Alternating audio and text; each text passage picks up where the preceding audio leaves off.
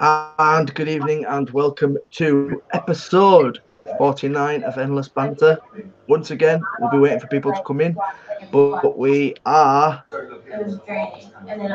live again on Facebook and we also are live on YouTube. Let us know that the connection is all right. Let us know in the chats, guys. Where is everybody going to go? I called for it on good listen. Really, I would rather than I can see you join, Paul. I'll watch it back, you know. At least stay, when we can stay here again. Well, and all this dampness is not good for Allie's breathing either. So, yeah, that's a good thing that she's getting together for dads. Boom. She actually doesn't my sister. The lovely things that you get that comes from homeownership. So we're just getting everything set up. There we go. We're on. What fucking my ears are designed for these bastard pods. Honestly.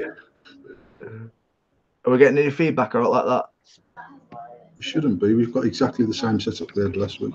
Cool. Just making sure. So welcome again, Endless Banter for episode 49. Paul, how's your week been? How are you? What you have for tea? What are you drinking? Let's get this kicked off and started. My week has been not too bad, actually. I feel like I'm making a bit of progress with my injury. For my tea, I've had a bag of scratchings, bag of spicy cheetahs, some beef mustard Brannigans, and I'm drinking some Diet Banter. So you've just been picking for tea, is what you're telling me? To be fair, I've done scrambled eggs and that late. We had sort of a late lunch, so I cooked burgers and chips for the kids, and I weren't hungry. So then I picked some shit, and then I weren't hungry then again. Now my wife's starving. So is it takeout after this? Is that what you're telling me? Maybe during. Best way. So how are you getting back with your injury? You feeling better? Are you getting up better? You're not getting up at middle at night? Are you recovering? No, I'm sleeping mint. Probably better than I've slept before I was fucking injured. But I've been going to sleep later. But then I've got up later, so then I'm in the fucking mad vicious cycle of watching shit on the telly. So you've got out your normal cycle. It's going to take you a while to get back in. You know what, to be fair, before I used to get to sleep stupid o'clock. Like when I was talking to China more, I'd always be up late and then I'd be up early as well. But now, I don't know if it's just an age thing but since I've had my band, I definitely feel more tired generally. So then I see like I could be knackered at 9 o'clock, get to bed at 10:30, 11 o'clock, and then I've got like this second wind. I know how to make a knife in a forge. I could forge a fucking chopping knife. So I watched 6 episodes back to back until fucking 3:30 the other morning. And I only stopped watching at 3:30 because that was the last episode that was on. Was it on Netflix? Nah, it was on some Sky channel I never venture into until it's fucking after 1 o'clock in the morning. And then Q always finished and fucking all the other things that I'd normally watch on Dave. And then fucking, I might watch a bit of 8 out of 10 Cats. And then once that's done, I'm venturing in, I'm watching some shit. I watch how it's made. So I know how to make a flip-flop. I'd actually like that program. I just haven't got the facilities around me to make flip-flops. To make a flip-flop. No, with me, Netflix, when I binge watch Netflix, it's because there's no break in between it. Like literally it comes instantly, the show comes straight on. So I'm like, fucking hell, what's the time? And you just watch it and watch it and watch it. And next thing you know, you turn around, as you say, it's like 3:30 in the morning. That's the crazy bit about it. But when you're getting back to work, do you know when you're going back?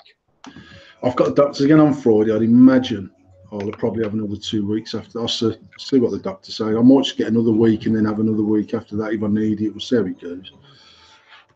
You have to get back in that routine of getting up at silly o'clock in the morning. Nah, to be fair, I normally get up between 7:15 and 8:15, depending. And I've got to get the kids to school for 8 o'clock ish.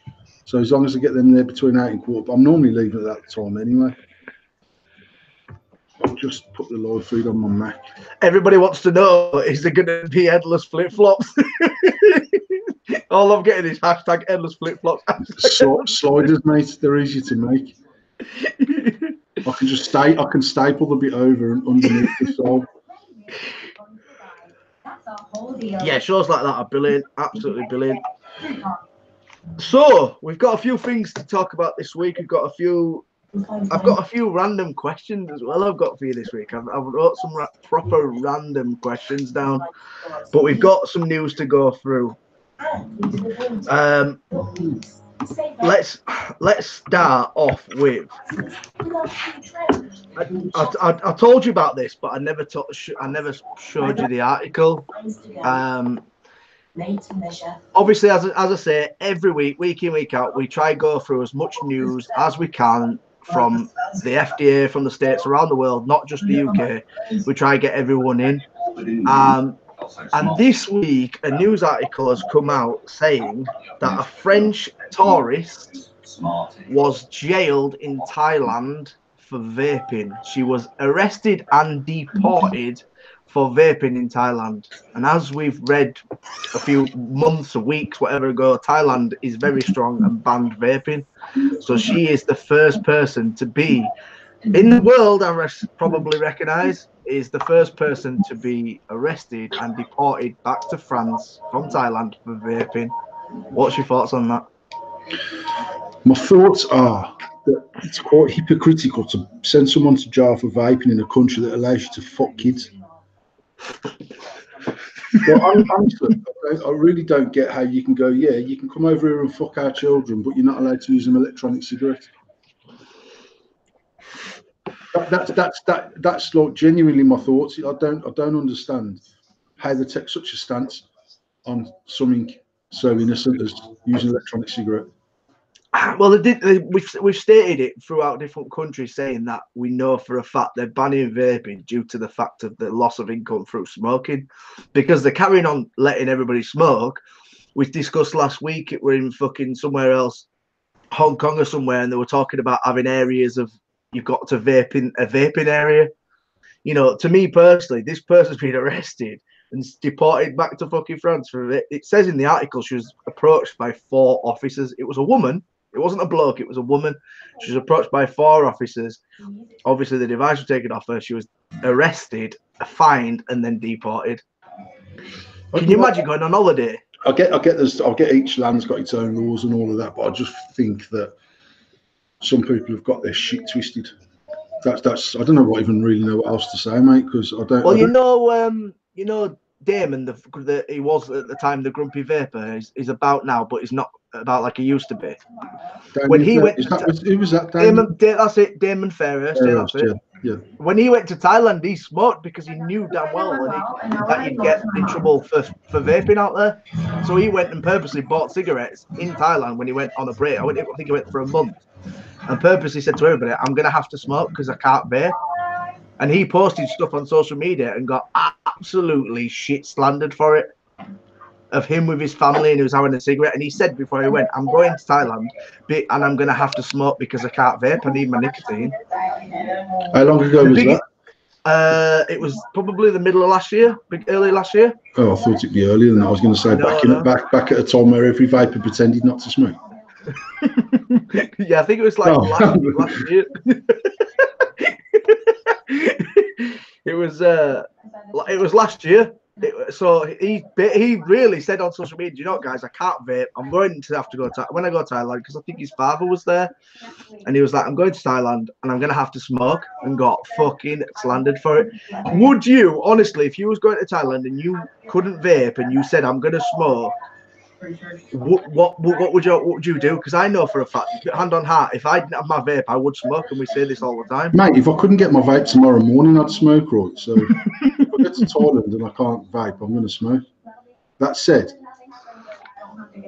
like I said last week or the week before, I've not had a cigarette now for getting on for probably close to 4 months.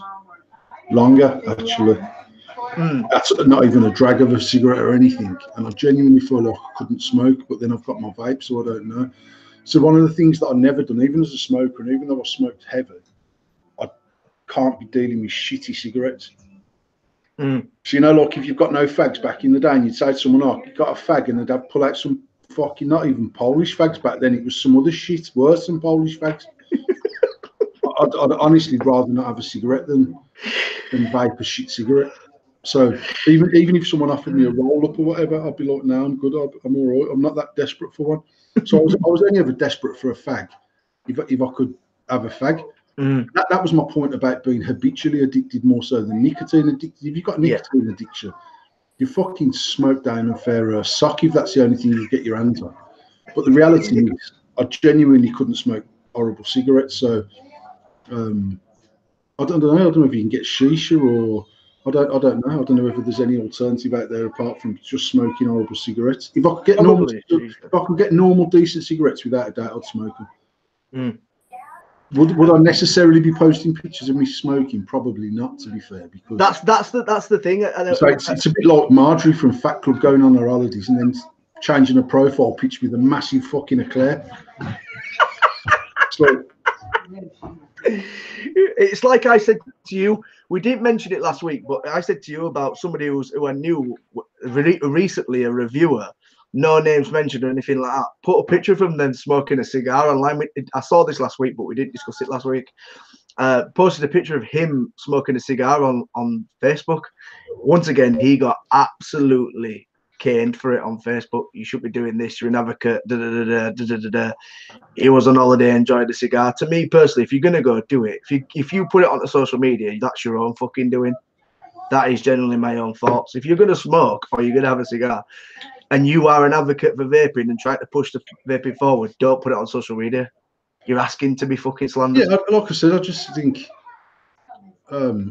I'd say there's very few vapors that have genuinely not had a cigarette from the day that certainly if you go back to our time of being 5, 6, 7, 8 years in whatever that length of time is. I've done genuinely done over 3 years completely cigarette free from the day that I started the second time. So I've done 11 months, fell off the wagon, spent about 12 months trying, got the first Totally Wiki kit, and then I've done from the day that I got that kit, which was the middle of the day, I did not have another drag of a fag until our honeymoon.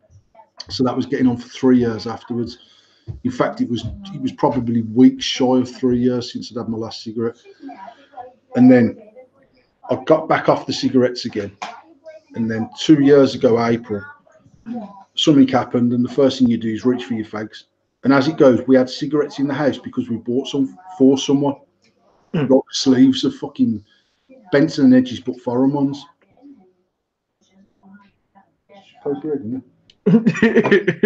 Are we all about you going left to right again?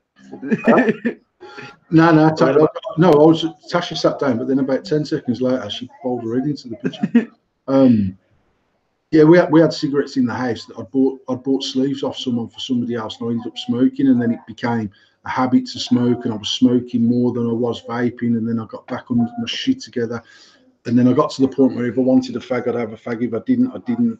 And I think for anyone, whether you're in the industry or not, to condemn someone for going back to a cigarette, especially after I had a habit that was running for getting on for 23, 24 years of, like I said, at school, I was smoking 20 fags a day. By the time I was at work, I was smoking 40 fags a day. Genuinely, after I first vaped and fell off the wagon, I went up to 60 a day. And I think that was this whole habit of having something in my hand constantly that I had with the electronic cigarette. If I choose to have a cigarette tomorrow morning, I'm not going to do a live feed smoking a fag, because for the reasons that you just said. But I don't condemn myself anymore. Before, I used to feel a little bit dirty when I had a cigarette, like, oh, I shouldn't be doing this and whatever. And the reality is, for me personally, and I know it's easy to say, I can take or leave them. And when I take them, it's because I choose to. And it's more a conscious decision to have one than it is that I can't crack this vaping, because there's certainly when we decided before Christmas that we weren't smoking at all, even the run up to that, I'd be putting a cigarette out to pick up my vape that I'd just lit, because I didn't even want a cigarette. It was just because there was a packet of fags there. I'd pick one up and I'd have one. And even to the point where my call needed changing, it was easy to pick up a cigarette than it was to change my call. It was easy to pick up a cigarette than it was to fill up my tank. Just being a proper lazy prick, that's the bottom line. Now, there's other people that I know that have exclusively vape, they've started smoking, they feel like they've cracked it, and then unfortunately they just can't get back on the vape. And that's what happened to me the very first time. I could not get back onto the vape, and I spent more money in that 12 months trying to give up than what I'd spent for the 12 months before when I was vaping, because I kept buying these new kits, kept buying a new kit in the hope that I'd get that passion back not to smoke cigarettes, and I just couldn't do it. So it's like I said, it took 12 months, and I would still smoke 40, 50 fags a day and convince myself I was vaping because I'd got a vape on me, but the reality was it sat on my desk doing fuck all. Yeah. Until I got the Totally Wicked kit, and then I felt like a massive step had gone forward from the vape stick that I was using. So that's my only advice to anyone is that if you feel like you're in control of smoking, just think again before you have the fag, because you might feel like you're in control until you've had a couple, and then you go 3 or 4 days without one, and then you think, you know what, I can just have a couple here. But the truth of it is, when the shit hits the fan, you become a smoker again, and then I guarantee you won't get the same satisfaction from the vape as what you were getting before you went back and had a cigarette. There is such a big sort of like overview of people who don't like dual fuel. You know, when a dual fueler and somebody's always got that opinion of somebody's a dual fueler, and when we turn around and say, well, you were smoking 60 a day, you've gone down to 3 a day, we still have that stigma of being like, you're still smoking, you still, instead of being like, you've actually changed your life and gone from 57, cut off 57 fags and you're doing 3 a day. We never sort of like celebrate the fact that people have tried and gone to that level where they're literally at that brick wall where they're 3 fags, one in the morning, one at lunch, one at bed, is such a stigma. And just like I feel like the community itself looks over people like negatively in that way, if you know what I mean. Like this, you can't turn around on Facebook and say I'm a dual user, because there's such a heavy round and going, you can do this, why don't you buy that, why don't you buy this? It's never celebrated that the person's come down Yeah, and that's what I said the other week. If someone comes into our shop and says, oh, I'm trying to give up the fags, I've been vaping, how many do you smoke a day, love? I've 2. I can't rid myself of them last 2. I'm not. Don't persecute yourself. At some point, you'll get down to 1 a day. At some point, you'll decide I don't need this 1 fag, and if that's what you need at the moment psychologically to make you stick with the vape, you was smoking 20 a day or you was smoking 30 a day. So, do you know what I mean? Set that on board and run with that, and just keep chipping away. I told you before, my auntie gave up smoking lock stock from 40 a day, apart from the one after a tea. And she gave up smoking like that when my uncle died of a heart attack, and it took her 18 months to get off 1 a day. It's madness, isn't it? So, and she was still like, I'm still a smoker, and I was like, seriously, you're smoking 1 cigarette a day. I mean, don't wreck your head over 1 fag. I want to just ask Amy to give some sort of details in chat. She said, I found since the TPD coming, a lot more people went back to smoking. I haven't found that, so I'd like to understand what your reasoning is.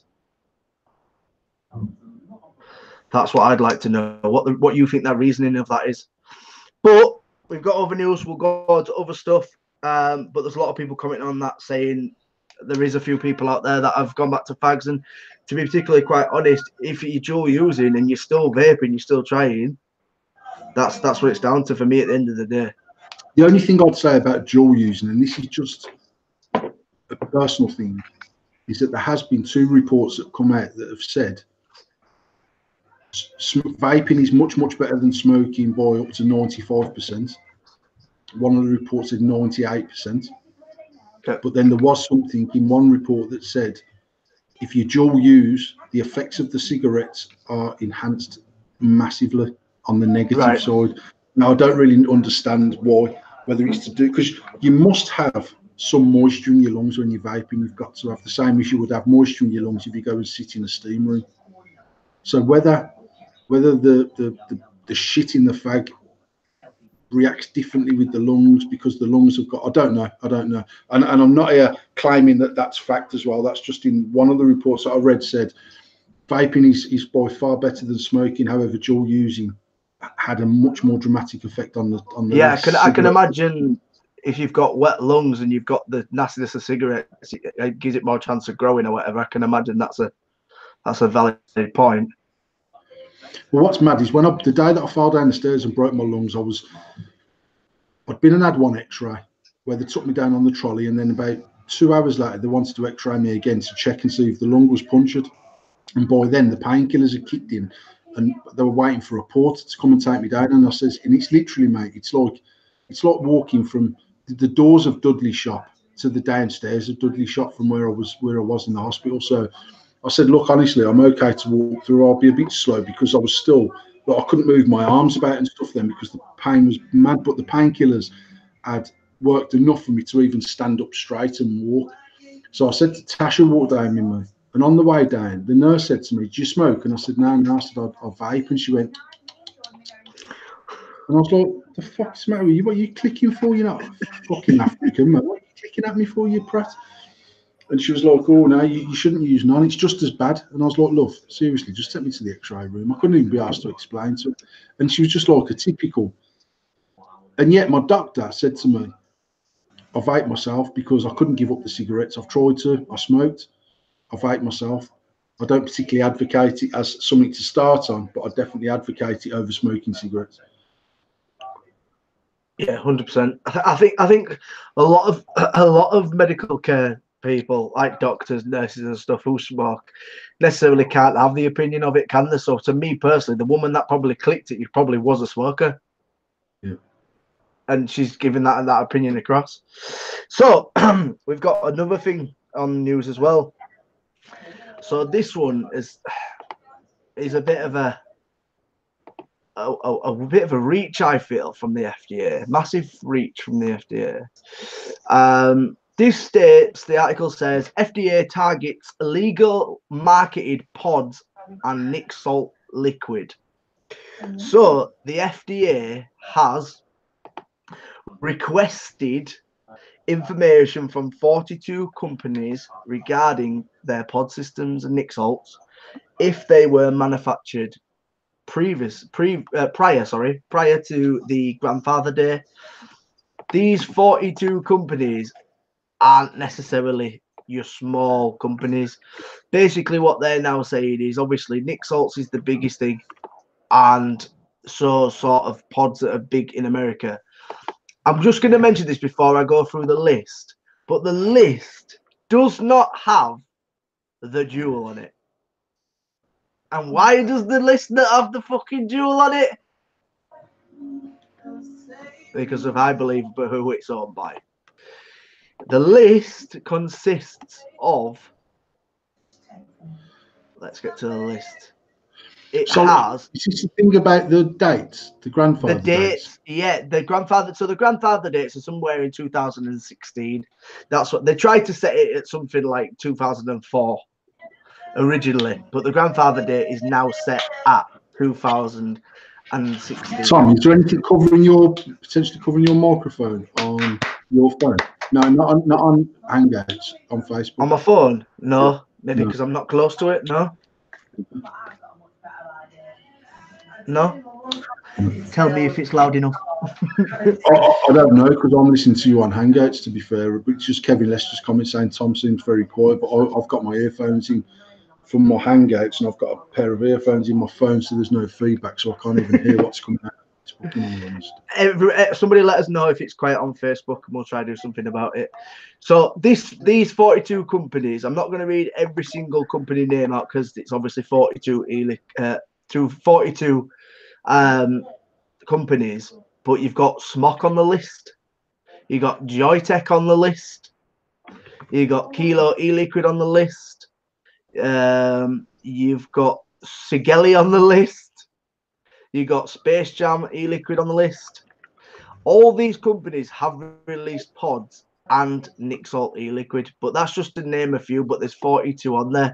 The reason I wanted to mention this, Paul, is because obviously the FDA are cracking down heavily in the States, and the FDA regulates vaping. We know that the TPD is regulated by trading standards. Is there any is there going to be any point where the trading standards come in like they have now? Like proper, they're literally saying this needs to be known when it's being manufactured, when it's come to market. If not, it's coming off the market, you will be fined. Do you think there'll ever be a point where we'll get to that stage over here? Absolutely. Whenever they start to take a hold of it from a tobacco farmer point of view. Now, at the Like they have moment, in the States. there's people in America that are still launching new products based on, it's not an ESID number, but it's the same sort of thing. So when they had their grandfather date, which was before our October date, I think it was the May or the June time of that same year, but earlier on in the year, their grandfather date was set. People registered product that hadn't even been brought to market. Mm. So I know a company that I spoke to about doing a mech mod in America said, "Oh, it's not a problem because we've already got 50 odd reservations made against, and it's just against a very general description." Fucking hell! So they were already planning. Yeah, well, obviously, there's people that have said, you know what? Like, if you think when that first came in America, the likes of AV, the likes of Complife, and all them boys were right in the middle of a massive wave of product being launched on the weekly. Now, when you've got the likes of HDNE as a company, I don't know whether Eric even had that company registered prior to the fallout because it was before he left AV. Did he preempt something and just fill his boots with numbers that he could use in the event of having numbers? I don't know. I just know when I spoke to someone about doing a product for the American market specifically, and I was like, "How does it work now? Because you've obviously got to have a registration number." They were like, "No, that's cool because we've got registration numbers that are backdated to then, and we've got about 55 of them that are just waiting for a product to literally sit against that number." Wow. So if you've got people that have done new, like there's going to be people who don't really understand that, so they're a bit like, "Ah, fucking hell, I can't bring nothing new out," and then they see all this new product come. Because I mean, in theory, not one single new liquid could have been launched after that grandfather date. No, that's the truth. That is the truth.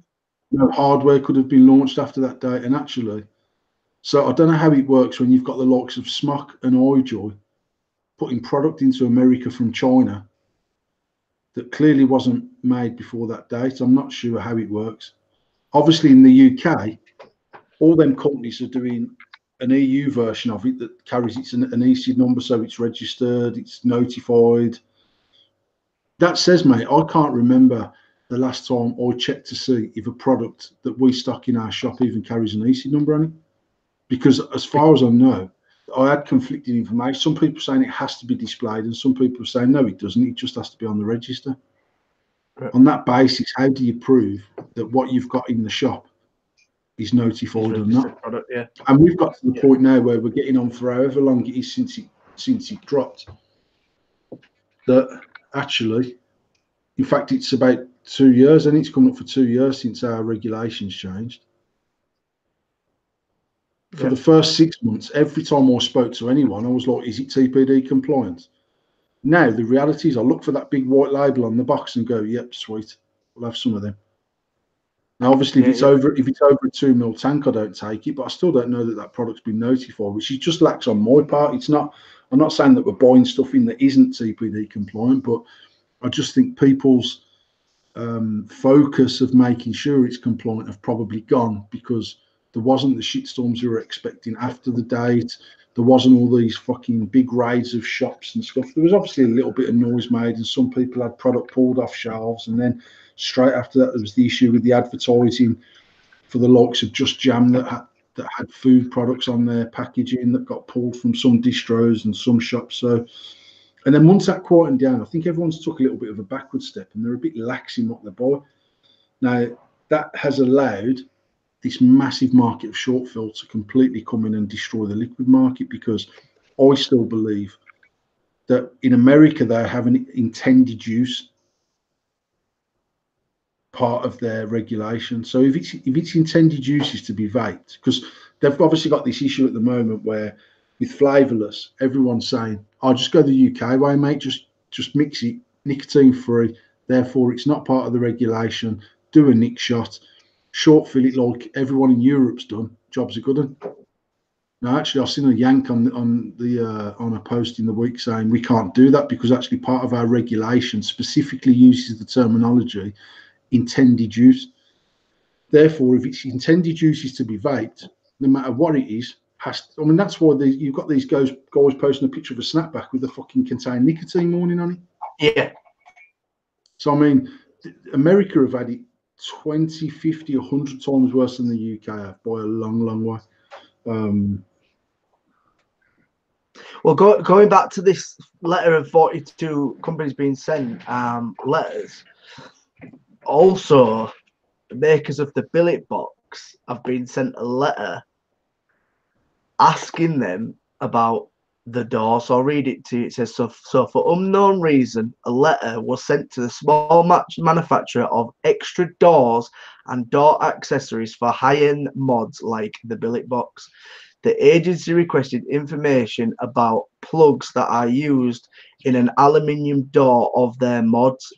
Clearly, the FDA lawyers simply picked some things off the internet that struck their fancy, since no child has been addicted to nicotine by a fancy door or a Delrin plug. So the manufacturers who have been making the billet box doors, like fancy doors, buttons and all that for it, have also had letters to basically find out when did they start making them as well. So they literally just, looks to me like they're just nitpicking. Mate, I mean, Christopher's just put a comment on Facebook saying, but if it's got to be a 2 mil tank, why then is it okay to then buy a bubble glass for the same tank, then to make it 7 mil? Because there was something recently where they have started clamping down on TPD products where you can't have them products in the same packaging. So one of the situations directly following TPD was that everyone was going, oh, that's a piece of piss, man. We'll just whack a fucking chimney extension and a big glass and we can have 62 mil tanks and everyone's going to be happy. And then it come in and says, if it's part and parcel of that, you can't do it because the whole product's got to be notified. If I buy a tank, mate, we bought, I can't even remember what tank it was. Whichever tank takes Nautilus coil, a smock coil, can't think what the fuck it is. Without the bubble glass, you can't vape the cunt. Is that the hell of it? Yeah, it doesn't work without the bubble glass. You can't fill it up. Now I might have put my tank together wrong. I don't think I did because me and Disco took it apart. But that tank does not work with the standard 2 mil glass. On that basis, I don't even know how the fuck that gets notified. That's my personal opinion. And I think I said right at the start, the minute the industry starts to look for all these loopholes to make everything better, is the minute that they will start clamping down on us and saying, right, where's your notification? Where's your number? What product? Why are you doing this? Why are you doing that? I go to the wholesaler now and we buy 50 tanks. They hand me 50 bubble glasses in a bag. When we sell the tank, we give a bubble glass away with it. I saw somebody selling bubble glasses last week as napkin rings. I don't see the point. I mean, who the fuck's got napkin rings on their vaping website? It's like, you know, I thought it was funny when I saw it. I thought, this you know what? I get, mate. We've done the same thing with the mechs, and at this point in time, we're still doing the same thing with the mechs. From my point of view, I still don't believe that the regulation was worded correctly enough to warrant us not making mechanical devices. It's missing in the TPD about RDAs. It's because there's a whole section missing, which means the bad side to that is it means they can put that in at any fucking time they want to, and it'll just slot in there. But I just think that we've done such a good job of self-regulating prior to the TPD that if we carried on working with them, at some point we could see a benefit whereby the bottle size restriction will get lifted, the tank size restriction will get lifted, all of them sort of things. I just think when you start being a bit of a dick as an industry saying, right, let's look at every single option we can to get around these regulations, we're fucked. And I'm saying if they make it a legal requirement for a 0 milligram liquid to be notified, we will lose 80% of the liquid market overnight. Yeah. Is that scary or is that a positive? You know what? I think it's right that liquid should be regulated. That's my honest opinion. And as it goes, look, we've got all the certs for the AF. We need. I wanted them anyway. And as it goes, when we sold it into Germany, we had to have them, so it worked out in our favour. Some of the wholesalers that I'm dealing with now won't buy liquid unless it's got the certs with it to say that it's sort of been tested and it's TPD safe, if that's the right terminology. I can't remember the name. But is it G? What's the certs that we have, Tom, with our liquid? MSDS. Yep. So we've got all of them certs for them 12 flavours. And one of the things that I said to Ace of Apes at the time was, in the event of short fill becoming an issue, and we either have to regulate it or we have to drop down to 10 mil, then let's just make sure it's ready to go. And we've done that. So, and I believe every liquid company should be doing that. There's people out there that are doing. I mean, I know, again, Prohibition are working on the salt range, and one of the things they do is proactively have a company come and take samples monthly randomly to check the liquid, to give them certs on the finished batches. So if in 20 years' time there's a lawsuit against something that we've sold, they will carry this documentation to say, firstly, it was notified, and then secondly, following on from that, there was a random batch took 14 months later, for argument's sake, and it's got no nasties in it, and it's passed, and da-da-da-da-da-da. So there's companies out there that have been dead proactive in making sure, from a liability point of view, and then from a mitigating point of view, we're covered as a business. There's other companies out there that do not give one single fuck, and they're making shit liquid with shit products. They're putting diacetyl back into liquids and all the other things that were designed to come out. Now, there's always going to be an argument, is the level of diacetyl in a liquid enough to kill someone? The reality is we don't know. We don't know long-term enough. So I don't know. For me personally, I just think that if you're going to be knocking out several hundred or several thousand bottles of liquid a week, there should be something to say that it's fit for human consumption. Well, we've sort of touched on the states and stuff, and we've talked about obviously flavors and stuff like that. Well, the guy who's currently the commissioner for the FDA, Scott Gottlieb, is resigning and has resigned, but he is in position till the end of the month. And he has said publicly that his task before he leaves at the end of the month, as per his resignation, is to ban flavoured e-liquid. He's been trying it for... Someone sent him... Why he's retired? Someone's passed him the fucking fattest check. Fucking see through the banning. I mean, I don't get the whole banning of flavours thing.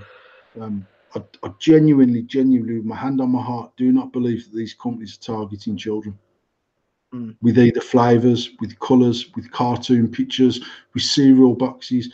It denotes the flavour that's in the bowl. Now, I put a status up in the week about Haribo's. And the reason for that, the reason for me putting that status up is,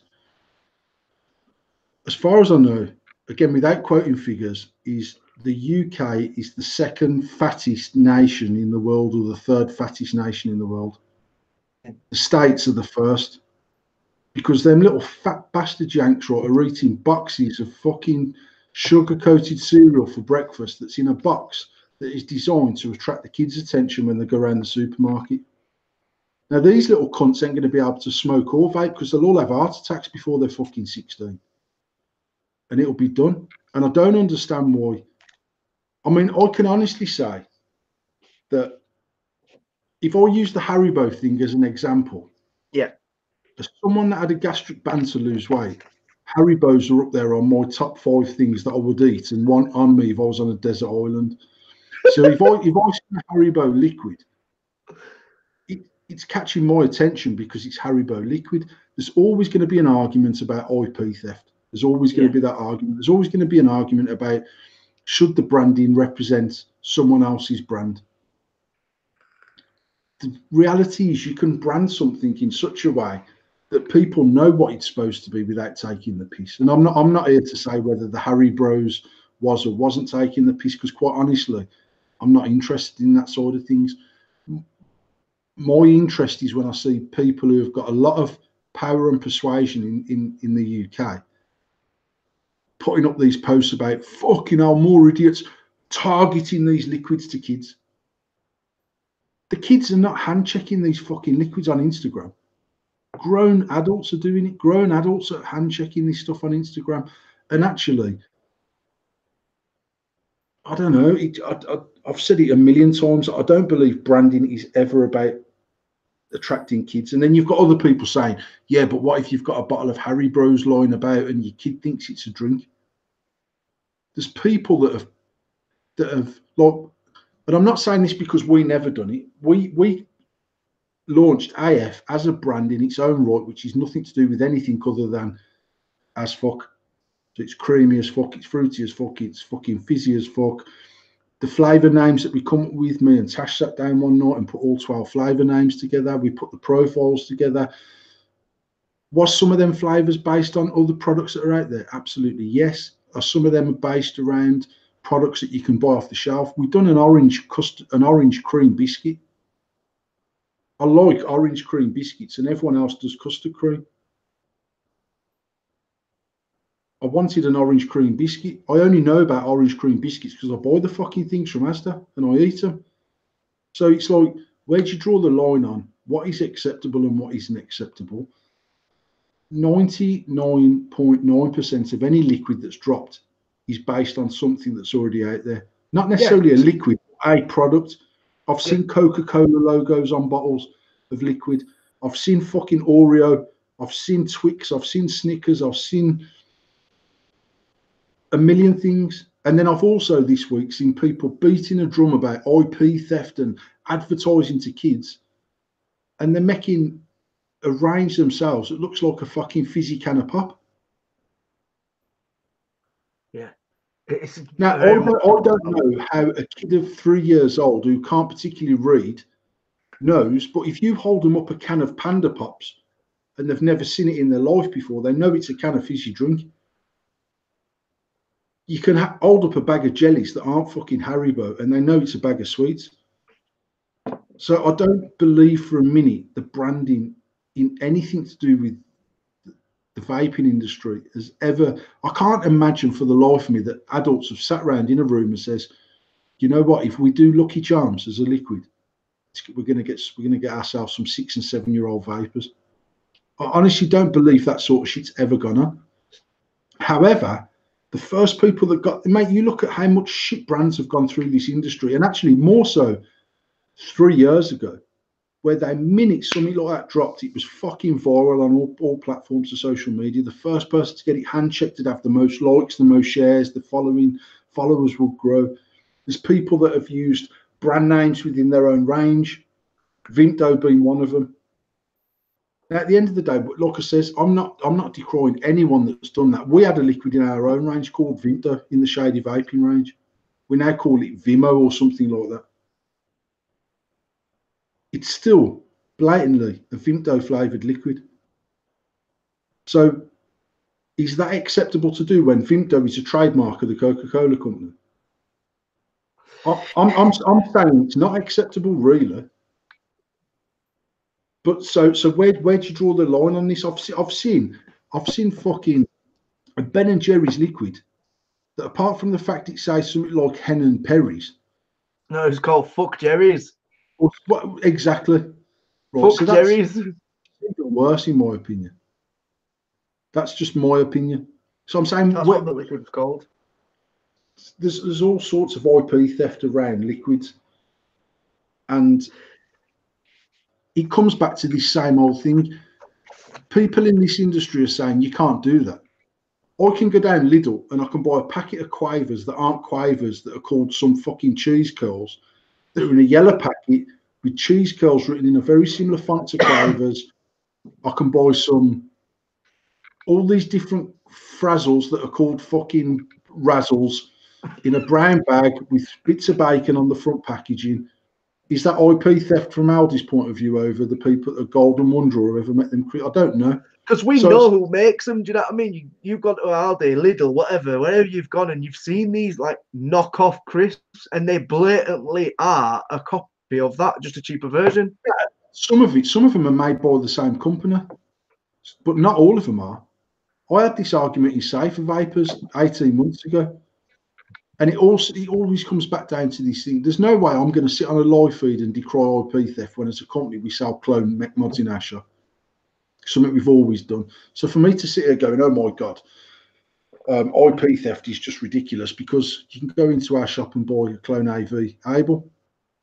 It comes in a box that looks like an AV box. It's got AV on the fucking mod, and it's 20 quid or 25 quid or whatever they are. If you watch the boxing on a free download stream, it amounts to the same thing. If you download an MP3 to listen to music, it amounts to the same thing. If you buy a dodgy DVD off the Chinese man, it amounts to the same thing. If you wear a Lacoste t-shirt that's not a Lacoste, if you wear Bayran sunglasses instead of Ray-Bans, so the argument goes on and on and on and on. Ultimately, the biggest thing with vaping was, in my opinion, is because at the start it was such a small industry and people knew people, it was more a personal thing than it was a moral thing. It was actually you copied your friend's product more so than, oh my God, you're an IP thief. So that's the thing for me. What the worrying part is that it is in everyday life. And I feel like if you're against doing this and you're against other people doing it, and you sit out there and say, you can't do this, you can't do that, and you personally put it on social media, you should expect to be attacked to state you don't wear real clothes, you don't do this. This is all the same as you've just said, exactly the same outcome. What to me is personally, and what's happened recently on Facebook is people have been giving this brand a load of shit for whatever they've done, this Harry Bros or whatever it is, and they've caused the hype for this juice line. They've done more good for the juice line than they've done more damage. Mate, the reality is as a business, we've never, as far as I know, and I can't say never, I am pretty sure we've not stocked these liquids that are blatant IP theft copies of other people's liquids. And the reason why I haven't done that is, for me personally, they look crass, they look cheap, and they look copied. Now, if J2O was to launch and get behind a brand of liquid, I'd put it in my shop tomorrow. If Rubicon done their own brand of e-liquid, it was their flavors in a can. And actually, I wanted to do a Rubicon range 2 years ago, because passion fruit Rubicon is my all-time favorite drink ever. Hence, we done Passion Aura. Now, it's not about it's. I'm not saying it's an exact replica of passion fruit Rubicon, but that's what we were working towards, was something along that lines. Was mainly predominantly passion fruit based liquid with some other bits and pieces in there to give me a vape that I enjoy. And I said right at the start, we had 12 flavors there that I could vape, and the only one that I didn't particularly like was Razzmatazz, which is like a raspberry, apple, blackcurrant, J2O type flavor. Now, I've not used anything in any of the names or any of the branding that would denote what the back end of that is. I haven't used. We've got a purple bottle on the Passion Aura, but I haven't tried to make it to fool people into thinking it tastes exactly like passion fruit Rubicon. I didn't feel I needed to do that. But if Rubicon launched a range of liquids tomorrow, I'd put it in the shop. If Roundtree dropped a line of chocolate flavoured liquids with Twix and Snickers and Bounties and all them other things that I've seen in liquid form, I'd put it in my shop because people would buy it. I didn't put the copied ones in because actually I think they look like cheap liquids. That's still my personal thought now. Now, actually, when I looked at the Haribo range of liquid, I was sort of like, oh, he's just on the borders of not taking the piss, but taking the piss. Would I stock it in my shop? No, I wouldn't. I'm not going to lie, because actually I think they could have done that range of liquid with exactly the same flavors, with enough branding around it to give the overall impression of what the contents was, without doing it as close as what they've done it. A lot more clever, yeah. And then to be honest, I'd have put it in my shop. I don't want to have it in there just for drama's sake. And to be fair, they make decent liquid. They make good liquid.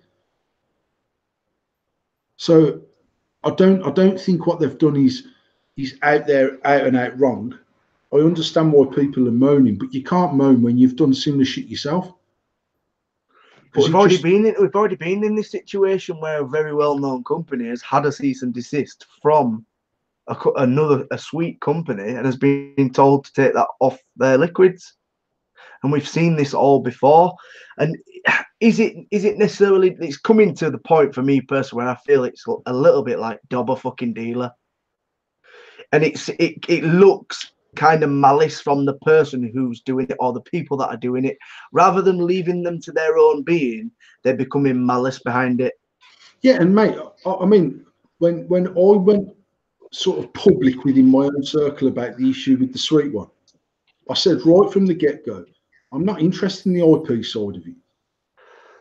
Actually, I had an issue with a friend of mine in a situation with them.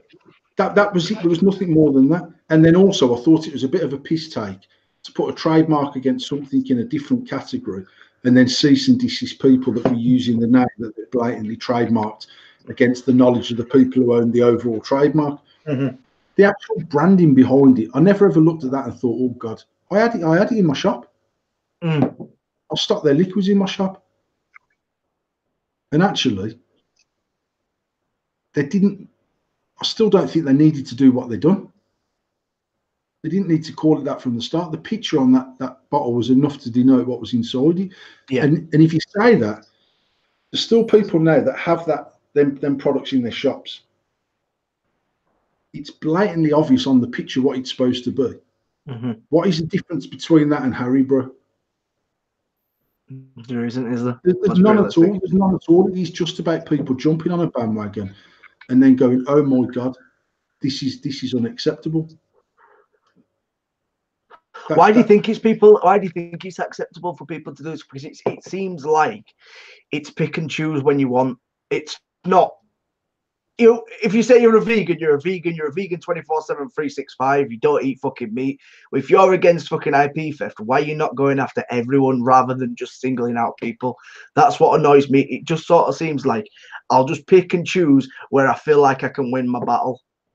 And it's not about that. We aren't at the times where people used to help each other out in the industry. All the shops and manufacturers were all working together to help each other out. It seems to be at the point now where we seem to be picking and choosing what we feel like picking out and saying, do you know what, that's not fucking right. Like you said earlier, majority of people have tried or made a custard cream fucking e-liquid.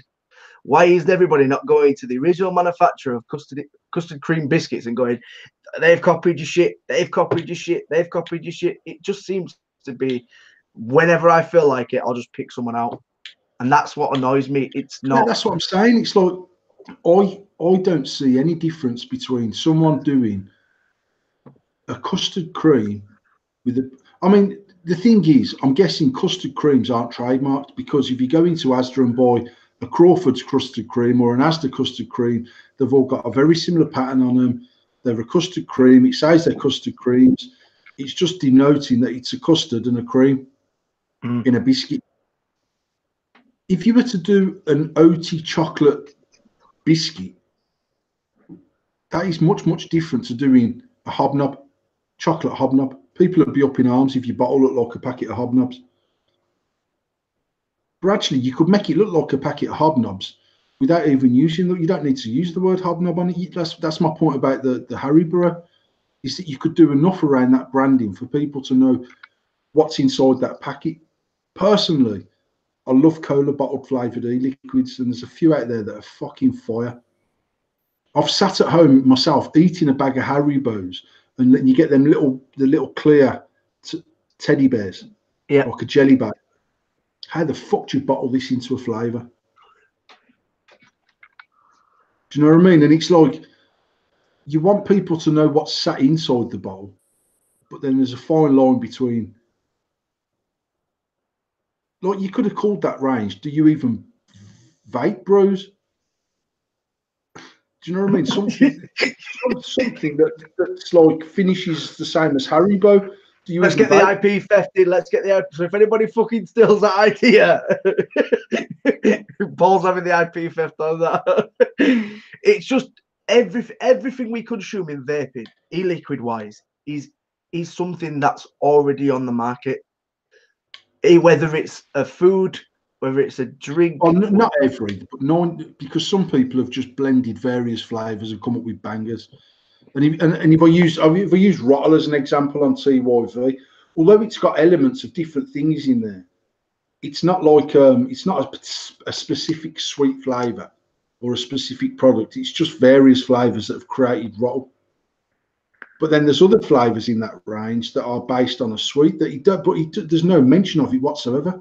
Yeah. Do you know what I mean? We used to sell in our 10 ml range. We used to sell a liquid that was called B&H Gold. Every decang or Chinese flavor, which was a tobacco flavor, was named after a fag. Everything. I remember silver. A lot of stuff that came was originally noticed and was named after what you wanted it to be. What maybe not have been called amber leaf. It might have been called leaf, but it was some sort of name that you could go after, and you knew what it was. And like you go, I smoke B&H, and it would be called fucking B&H, or it'd be called light silver or blue silver. Do you know what I mean? It'd be called something that you would reference to a cigarette. Which is my point. But ours was called B&H Gold, and we had a B&H Silver. We used to have a sterling silver, for fuck's sake. Now we changed all of that. We've called them other things, but our branding on our bottles was a shady vaping. Like you've seen, our 10 ml bottles are quite bland. Actually, it probably needs a bit of a revamp if I'm being completely honest. But we could have done it so it was a gold. I mean, I could have called it P&H because of my initials. Yeah. And done a gold packet with the P&H at the top and fucking all that bullshit. I'm not particularly about that life, if I'm being honest. I think if you brand something right, people will, like you look at descriptions of people liquid, and where they've chose not to copy someone's branding, you read the description on their own website and it will say things like, it might be called fucking I don't know, what was some of the Rubicon ones were shocking. But like, even if it was called Purple Passion, you go to their description on their website, and it's somewhere within that description it'll say, tastes like a very popular fizzy drink, because they want people to know that that's what this is supposed to be like. And I don't know, mate. I don't know where the lines are drawn and crossed and where they're not crossed. And do you think it's down to laziness, or what do you think it's down to at the end of the no, day? I think it's about trying to grab people's attention and go, fucking hell, I love that flavoured liquid. I love that. Look, for me personally, mate, I'm tempted to message Vaporholic and say, do us a favour, bro, send me down a bottle of each of them. I just want to try them. I'm keen to see how well he's got them flavours.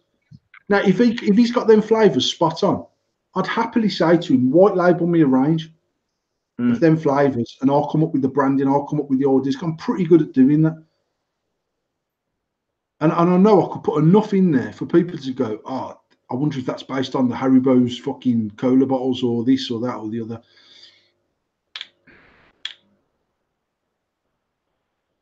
P&H, if you mix a bit of caramel in with it. Mate, I spoke to 2 liquid companies about doing a 3 times 10 ml pack of tobacco flavours. Actually, 18 months ago, before Mouth-to-Lung had even come back in, and I wanted to do 3 10 mls in a box, so the box could look like a cigarette box. I wanted it to open like a cigarette box, and I wanted the plastic fucking strip that you take off like a cigarette box. I wanted it to look like a gold box, a silver 4 box, and a white and green box for the menthol one. And I knew if I'd have done that, there'd have been controversy about it because it looked like a packet of cigarettes, and that would have been my whole intention. I'm not even going to lie. But then the criteria to the manufacturers then is this liquid has to be fucking fire, because I don't want to sell it. Just I want it to be gimmicky enough for people to talk about, to post about, to talk negative about, to talk positive about it. But when they vape it, they've got to say, You know what? Love the packaging or not, the fucking liquid's on point. As it goes, Yeah. that project never got anywhere because Nasty Juice dropped a tobacco line in a gold box, a silver box, and it looks like it's cigarette packet branding. It doesn't refer to any cigarettes. It doesn't refer to any brand, and that is my point about the Haribo, is that you brand it correctly at the start, and you don't need to pinch someone's IP. What's Dave say? Then though, Paul, by saying it tastes like da da da da da means you're giving them free advertisement. No, I think what going back to that point that I said, when this shitstorm that's been going on, Dave, the fact is that the person who's been slagging this e-liquid off has given it more hype through slagging it off by giving it that, oh, well, we should back this, we should get out, we should get it away from the industry, it's IP theft, it's aimed towards kids. Like me and Paul have just been saying, it's the person that has slagged it off has given more marketing to the actual people that are selling the fucking e-liquid in the first place. It's like a knobhead smashing up a fucking. I know exactly. ICOS. How many people, when that was getting smashed up, were saying, "What the fuck's an ICOS?" Exactly.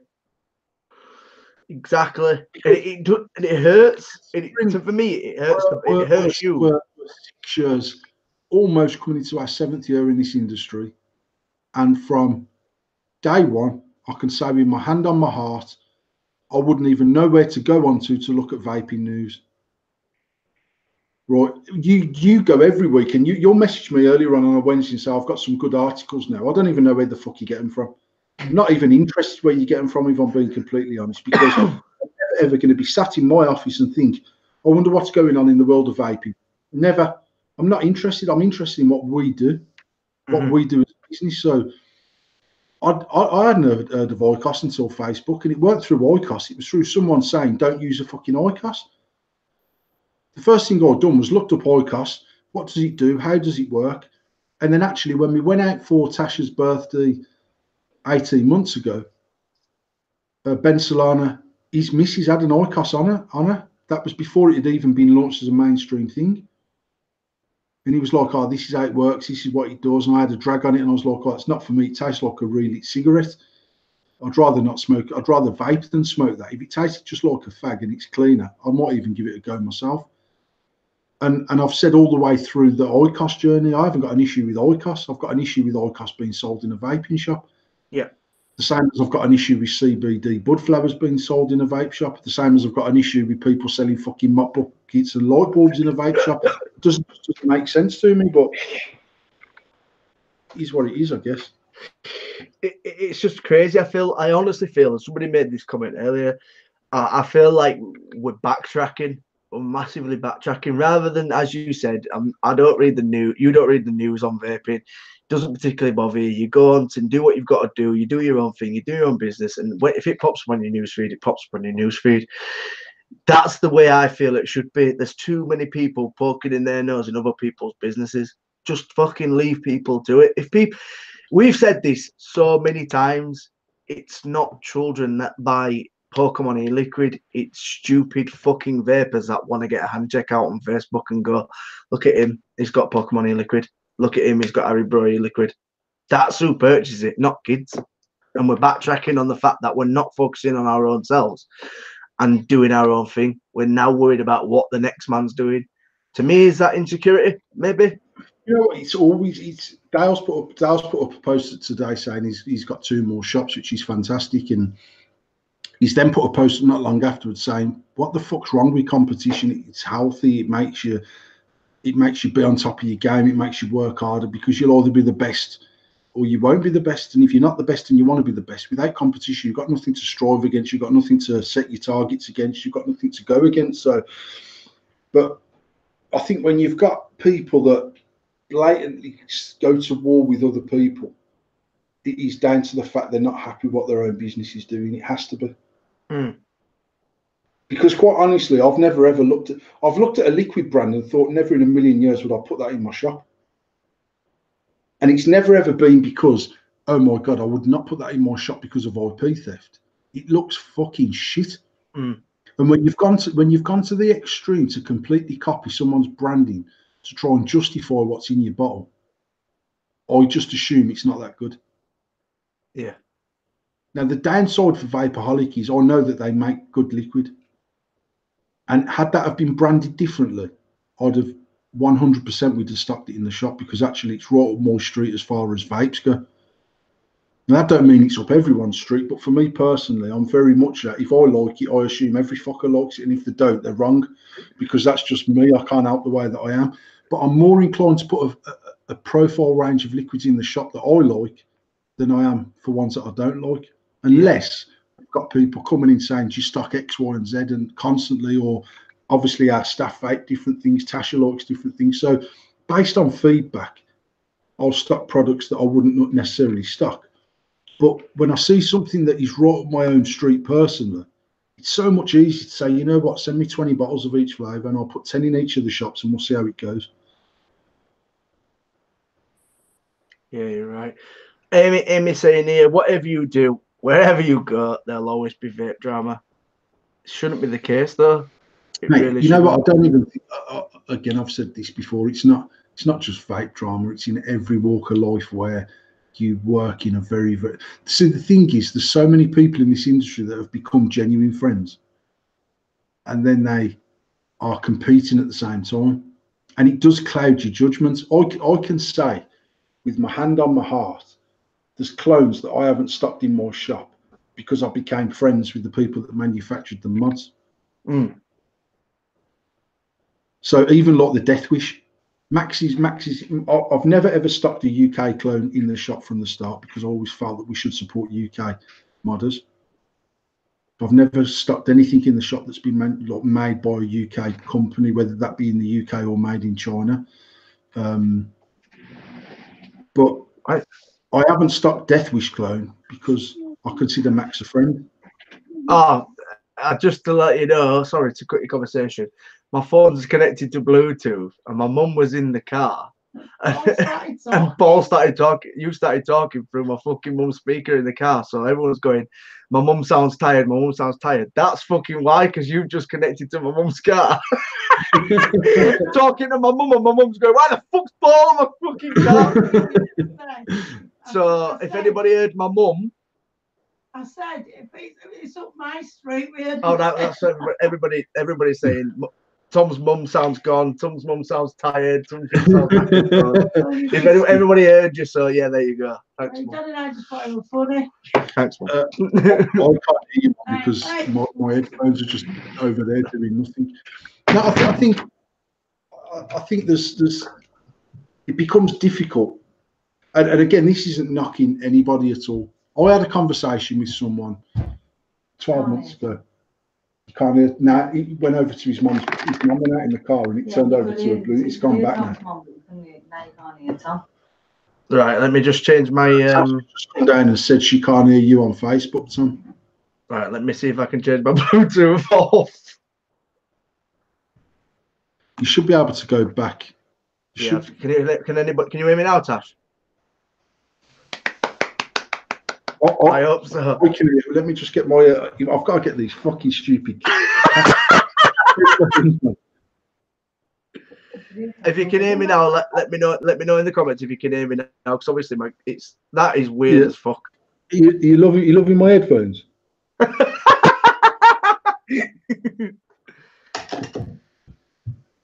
Yep, Tommy's silent. Tom doing lip sync. Oh, no, you're back on, Tom. Back on. Am I back on? Perfect now. There we go. Actually, my ears ain't designed for these fucking stupid bastard pods, man. Yeah, I think when you've got, I had a conversation with someone last year and they were saying you can't have friends in business, and I was like, you can if you're good at business.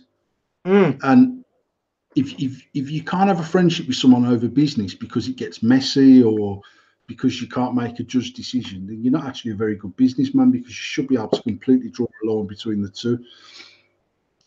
Obviously, the closer you get with someone, the more it does cloud your ability to be harsh.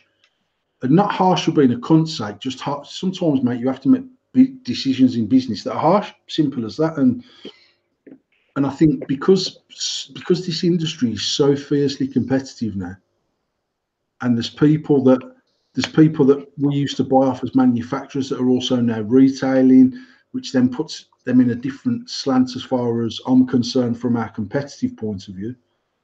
There's people that didn't get involved in the industry that now get involved in the industry that worked with my friends, and now they're selling and they've opened shops fucking 2 miles from my shop.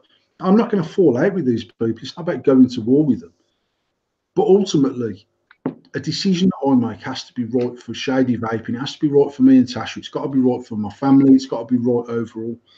And if that means that I piss somebody off to the point where they don't want to speak to me anymore, then I'm happy not to talk to them. But I'd like to think that they understand that there's going to be times where they'll be faced with making a decision that I might not like. Yeah. Now, it's not for me then to go, that's the wrong decision, mate, because I can't tell anyone that their decision's wrong. I can only say that I don't disagree with their decision. I mean, I don't agree with their decision. Now, to fall out with someone over that's a bit fucking stupid, and it just means that you're either immature or you're not very good at business, or it's easier not to speak to someone than to have a constructive conversation. I don't know. But for how fierce the industry's become, it's also very close-knit. Yeah. So then, not only do you have this drama constantly, there's a lot of backdoor drama because people don't want to go head-to-head with people because they're their friends. So it's always done in a backdoor kind of way of being sneaky, underhand, fucking backstabbing. And it's more about people putting their point of view across without being as direct as they should be. I sometimes feel like people put on a facade. I'll say this about you wholeheartedly, and I will say this to your face. I'll say it to anybody. You are the same person online as you are in real life. You will say how it is. There's no filter, and that's. But you've all, for me personally, this is me not kissing ass or anything like. You've always been like that. That's the person you are. You have no filter. No, but you know what, mate? I still do. I know that I still do have a filter. There's situations that I've avoided because it's not in my best interest to go head to head with it. No, but you've never not said anything because to like I've said this to you so many times. People said to me, I've been scared to approach Paul, and I'm like, why? He's the same person who puts up these silly statuses and funny statuses as he's in real life. And to me, and I'll say it in business as well. I know very much you are my boss as much as you are my friend, and there's that line that people don't realize and don't understand. And that's a massive negative in this industry because people can't distinguish between a friendship and a business.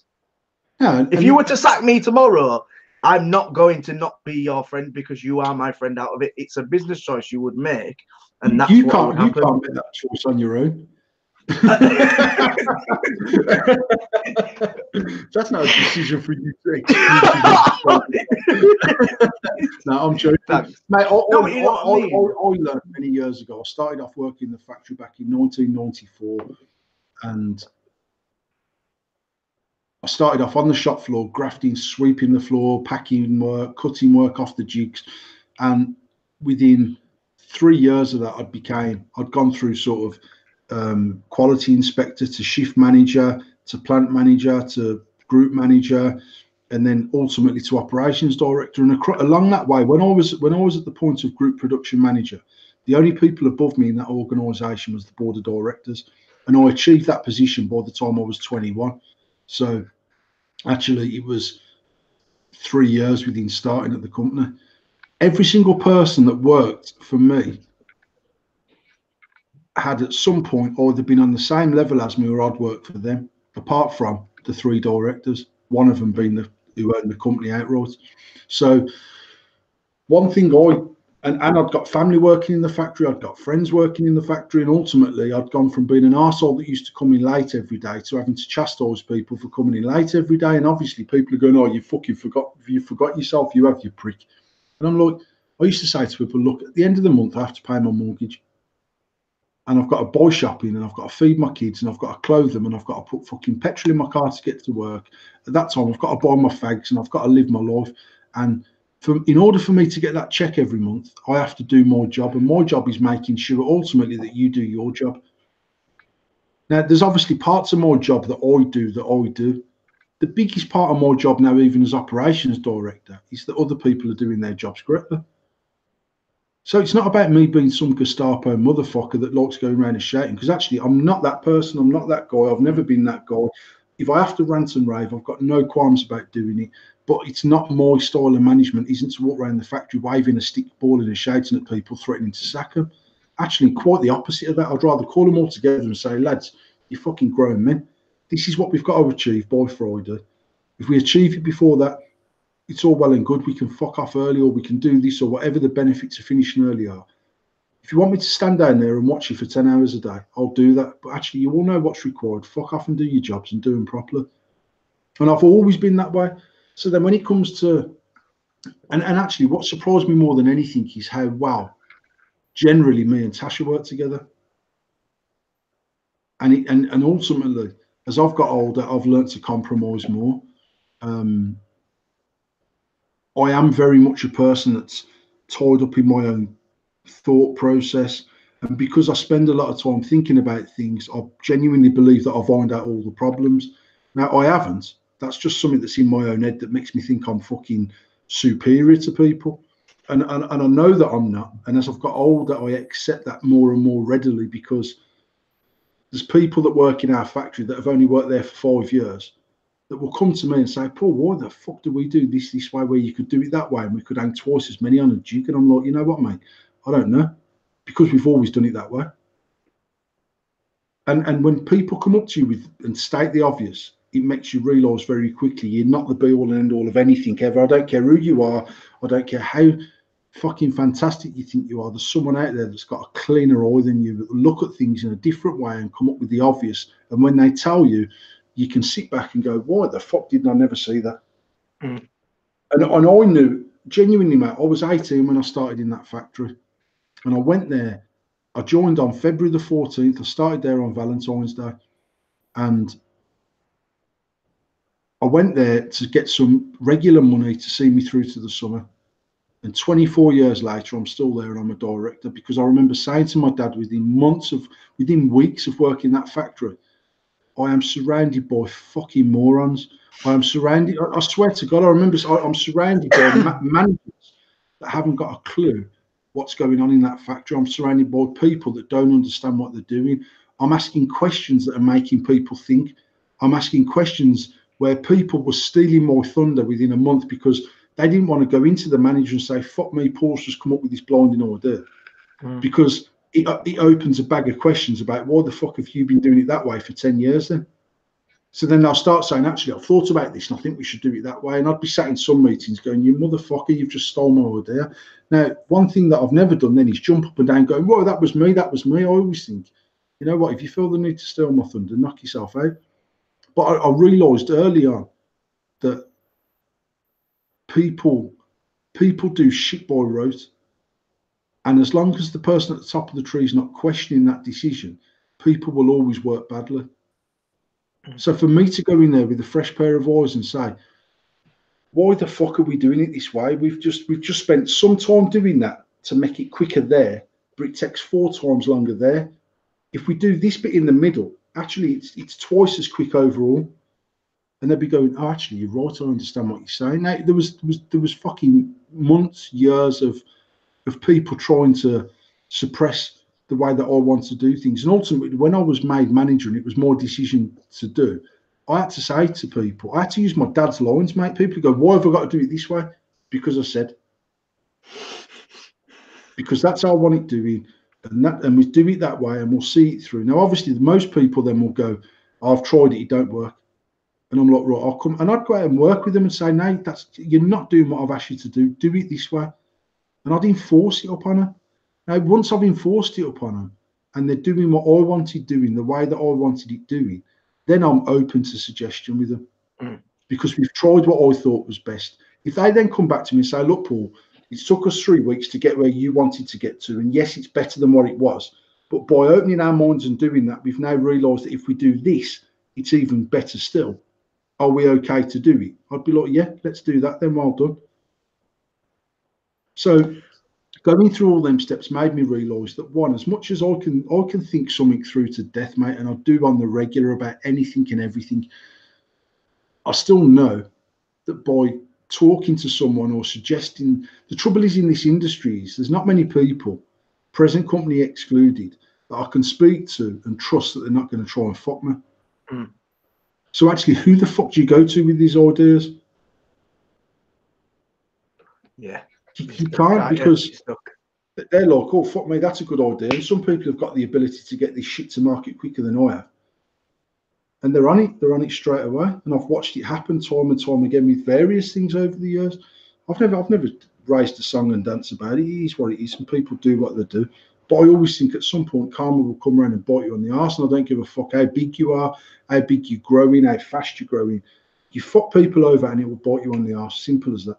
And whatever way that is, mate, it might not even be in the short term. It doesn't mean that you're not going to make money, but somewhere it will fuck you. And even if that's only when you're an old man, sat on your own, lonely, with no one around you because you fucked everyone along the way, at some point your actions will bite you on your ass if they're not done with karma's not always public. Karma's not always public, is it? It's sometimes in private. The thing is, going back to what you were saying, and Mr. John Clark, congratulations on the birth of your first child, mate. Well done, Jono. It works. Going back to sort of that's Jono's. I'm joking, man. I'm joking. If you like that, fucking, I'm getting on Jeremy Coleman. I'm not having it. What we say, like, because obviously when I listen to you and you're speaking a bit on a business side of things towards the factory, I always think that you've obviously learned from being a young person to going where you are in the factory. I always think and go back to sort of the vaping industry and think the industry itself has a lot of young people in it and a lot of money.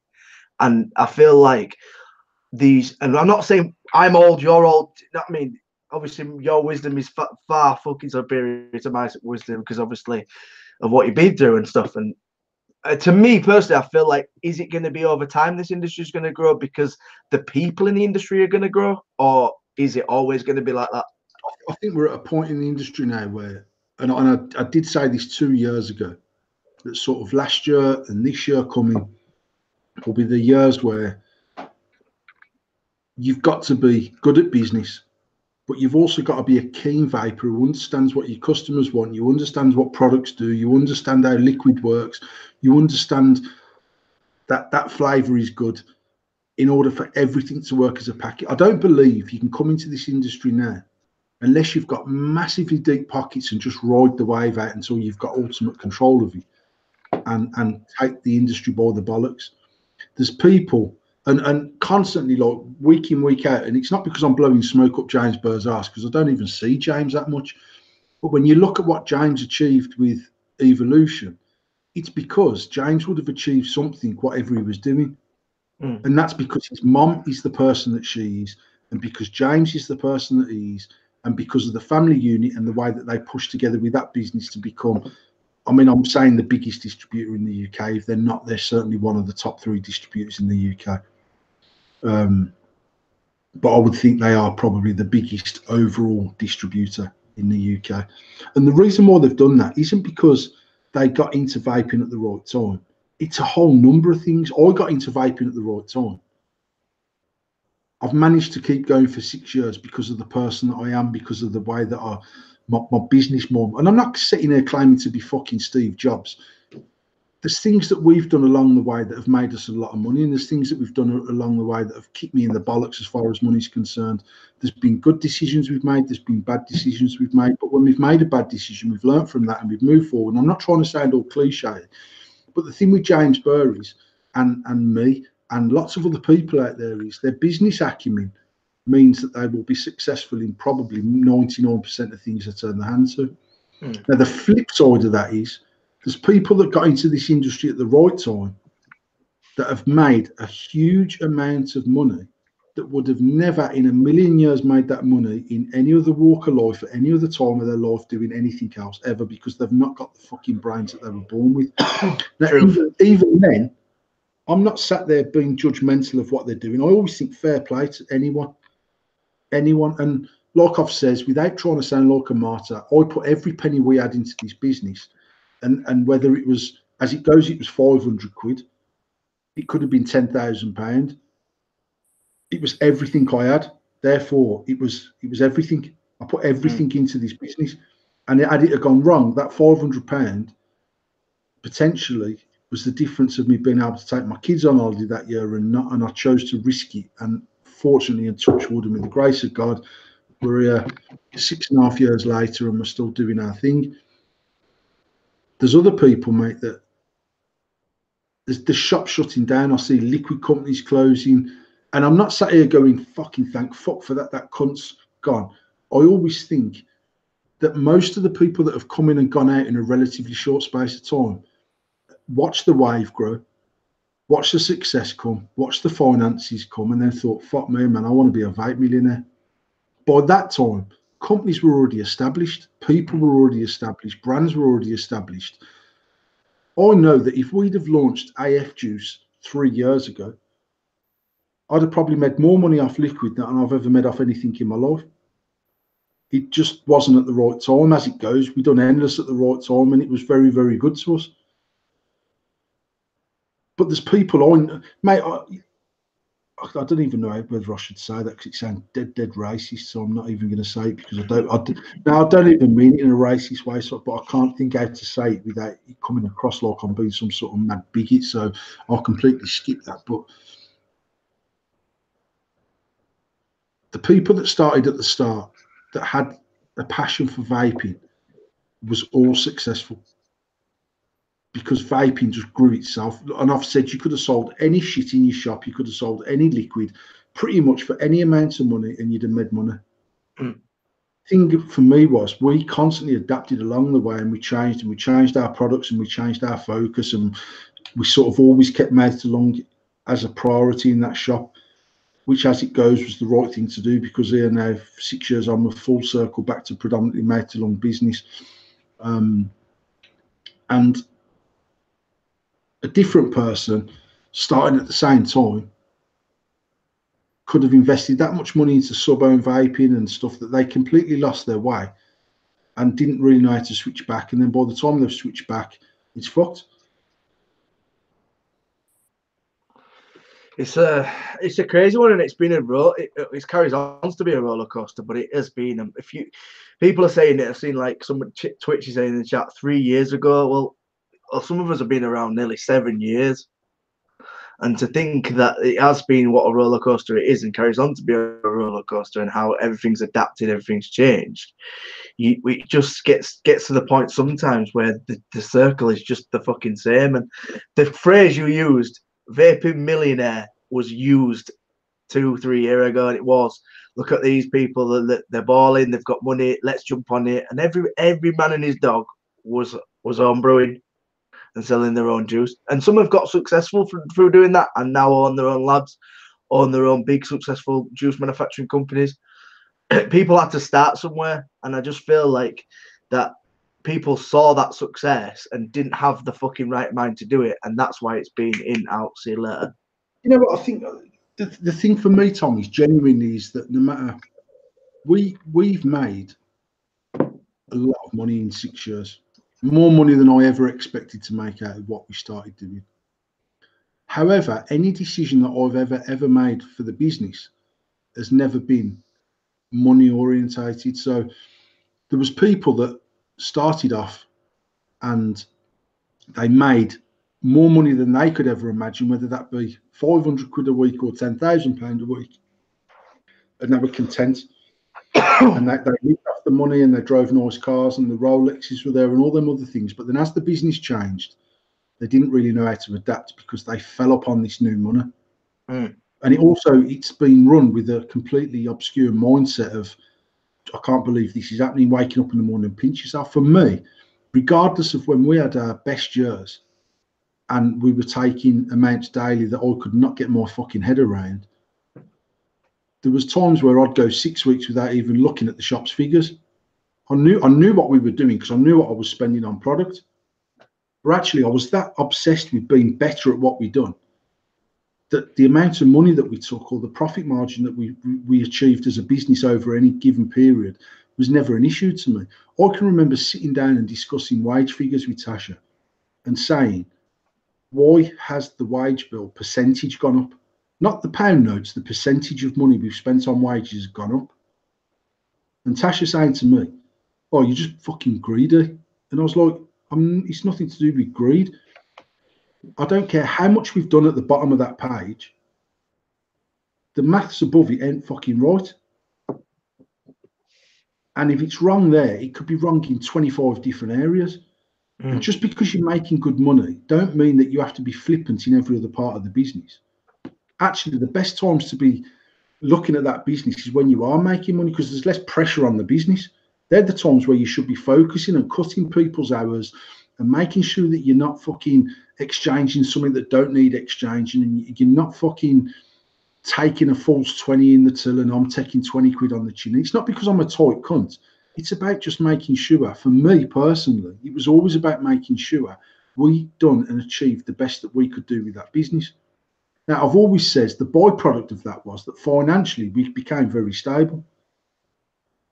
But I never ever made a decision based on what the financial return would be. I just knew that if we done it properly and we executed it properly with the right products to the right people, then we have to make money on it, because I knew what I was buying it for. I knew what I was selling it at. I think we've got to a point in this industry now where people are making decisions based on what return will this give me.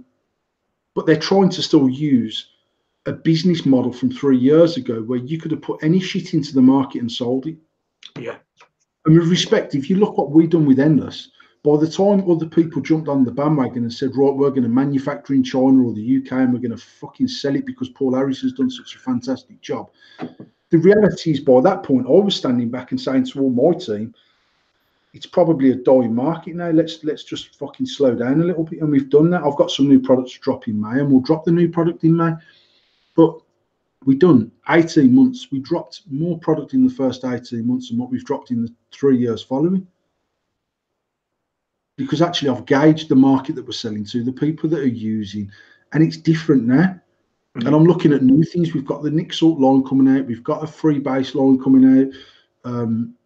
We've got a DIY range coming out. All the things that are where the market's moving, in my opinion. Now, I'm not the fucking be all and end all of the vape market in the UK, but I feel like I have a decent feeling on what the market's doing, where it's going, and how people are spending their money. Now, I could sit every day and go, right now, it's got to be about Mex, man. This is about Endless mods because I've got EM on my number plate, so it's got to work. If it stops working, I'll stop making the mods. As simple as that. And if it's because we go into disposable pods or we go into mouth to lung or whatever, Endless mods doesn't have to be round about mech mods. There's nothing in our title that says we're exclusively mech. Yeah. It's just what it was at the time that we'd done it. We smashed it. We killed it. We fucking sold however many thousands of mods we sold. I'm happy with what we've done. I'm also happy to stand back a bit now and evaluate where we are, what the market's doing, and where I should reinvest any money that needs reinvesting. I think some people just get obsessed with saying it's about liquid, it's about liquid, it's about liquid. Like I said, we launched our AF range about 12 months ago now. So just before May Expo last year. I spent 9 months doing that range. Had we have launched that 9 months before, it would have been way more successful than what it was when I launched it last year. But I still didn't want to rush it. I didn't want to put shit flavors in a bottle. I didn't want shit branding. I didn't want some just generic juice thrown into a bottle and stuck out there as a different label. I wanted to do something that I felt was right for us. And we still sell more of that liquid in our shop than any other range. We still sell more PG shots than we do VG shots because we've converted the mouth to lung vapors to use our products. That I'm happy with that. We've seen 50 odd, 60 odd shops or whatever it's in. Works for me. I don't want it in 2,000 vape shops. I'm not trying to drop one range and make £100,000 a range and do 10 ranges a year and we've made £1 million a year. That's not what I'm about, and it's not what I've never been about. Yeah, it's just about much as about ethics than it is anything else. It's what you're happy with, and I feel like there is companies out there that aren't happy and they're just wanting to drop lines for the cash value. And you're right in there. I just think that if you try and conquer too many fronts, there's a real chance you won't be successful on that. Now, there's people that have got the luxury of being in a geographical location where they can pretty much sell what they like and they'll sell it because they've got no competition. We were sort of we had the luxury of being one of the first handful of shops opening in Birmingham. So we had the luxury of establishing a brand and a business and people understanding our customer service and our products and all them other things. But now we're faced with being in the most saturated part of the UK as far as vape shops are concerned. What's enabled us to carry on through that is the fact that we were lucky enough to sort of put our standing I'd be a staple part of it. when we opened the shop back when we did. People opening a shop in Birmingham now are struggling. There's shops opening and shops shutting. And I think a lot of people are getting a free 6-month lease on this shop, and they're seeing the first 6 months out and realising there ain't the money to be made that there was. Now, I know that between our Dudley shop and our Yardley shop, the takings are significantly different between the two. Yardley has always been a really, really healthy shop. Dudley has grown slowly and slowly and slowly over the 18 months that we've had it. And it's at a point now where actually it was at a point where it didn't cost me nothing. It didn't particularly make us anything. Now it's at a point where it's making money. Every week it's making money. And on that basis, I don't have no involvement with Dudley shop, really, not as anything like as much as I should. I pop up there once or twice a month. Stock gets delivered over there. Some stuff gets transferred from there back to Yardley, and that's pretty much done between staff working between the two stores. I don't need to be over there. It's doing what it needs to do. Yardley is still by far way superior to Dudley. I don't go over there. I can't remember the last time I went to Dudley because it doesn't need to be the be all and end all of what I do every day. Mm. It just doesn't. If it was just about money, we'd be selling everything we could sell in that shop. I'd be shotting THC capsules from under the counter at 25 quid a pop. We'd be selling bud. We'd be selling the flowers. We'd be selling fucking CBD shampoos. Why the fuck would you have a shampoo in a vape shop? Why the fuck would you have a bath bomb? And this is just my opinion, mate. But there's people out there that ultimately are saying, if we sell that, we increase our demographic of people. If we sell that, we've got a more customer base. If we sell that, we've got more customer base. Ultimately, what you guys want is a fucking supermarket, because one-stop shop, yeah. That's you're looking to try and capture as many things as you can. I don't believe you can have a vape shop where you're claiming people should be getting away from combustibles and then selling bud, CBD bud, that is going to be combusted in 99% of cases. That's why I've never done it.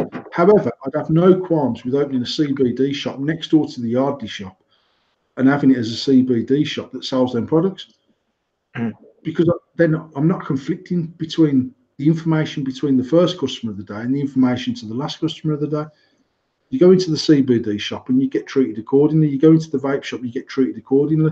If I had a newsagent that sold tobacco, I'm not going to not sell fags in there because I own a vape shop somewhere else.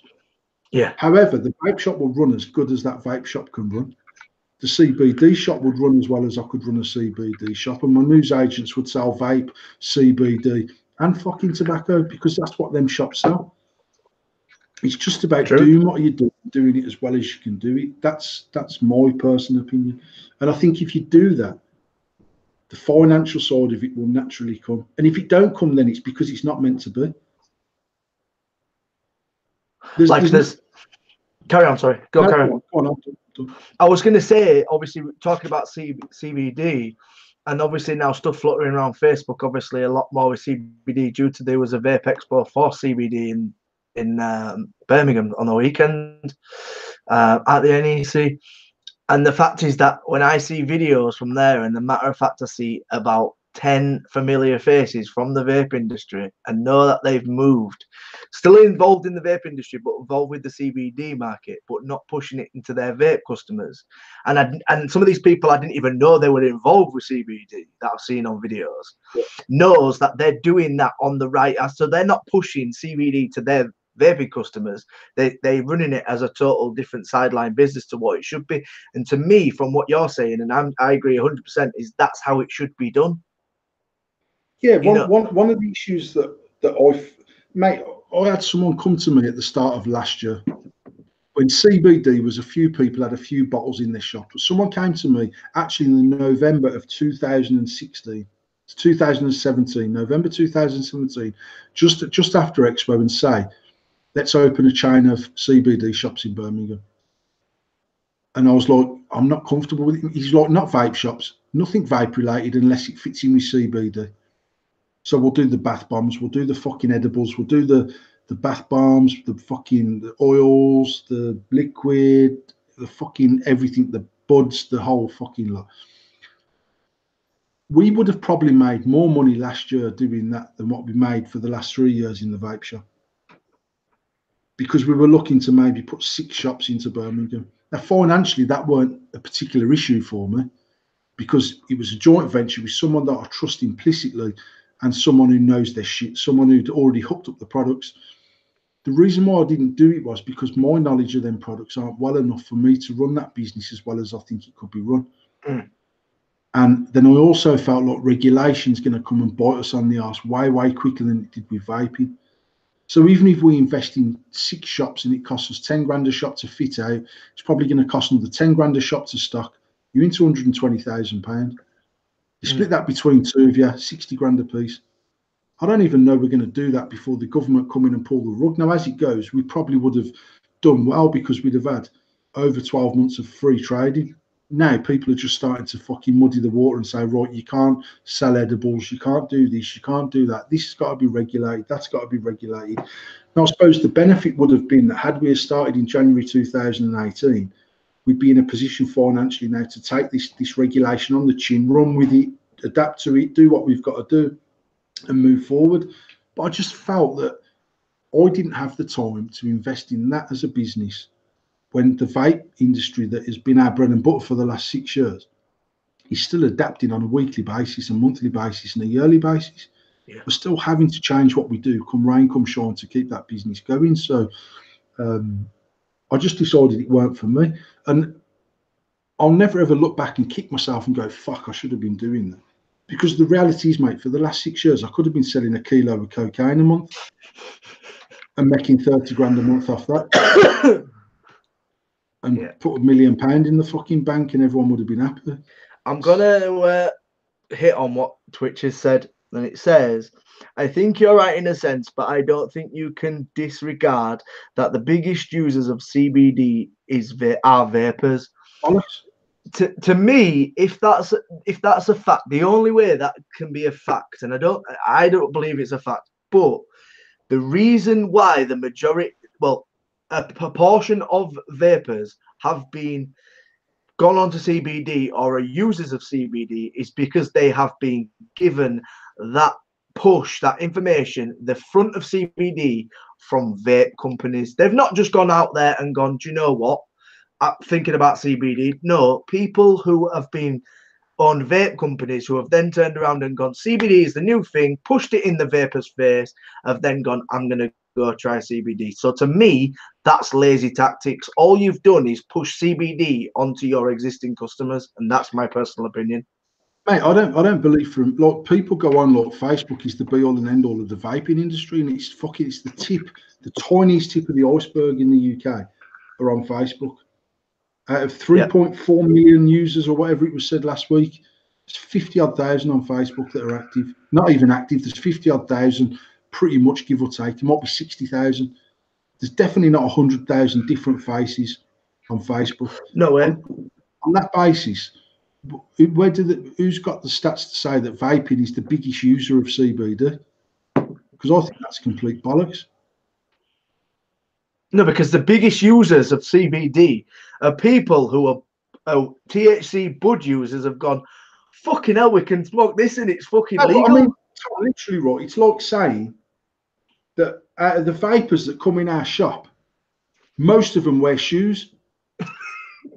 So actually, why the fuck aren't we selling shoes to these cunts and then go, hang on, they've all got fucking jeans and jumpers on. Why the fuck aren't we selling them clothes? It's like, I don't know, it just sounds like a real cop-out to me to say, well, the biggest user of CBD is the vapor, therefore it should be in a vape shop. Because there's more people that come in Ashley's shop that wear shoes than use CBD. But you don't sell shoes. Your live fees just dropped out as well, but I don't know whether that's me, whether that's you, I think Facebook's cut me off. Facebook's cut me off. Let's go live on Facebook for 5 minutes. Yeah, Facebook's just cut me off. Let me bring Facebook back up. If you're not on Facebook and you're on YouTube, you're one of the lucky ones. I think, judging by the figures on YouTube, people have migrated over to Facebook. Yeah, there's still been some people on there. Yeah, the same people have been on there, which is good.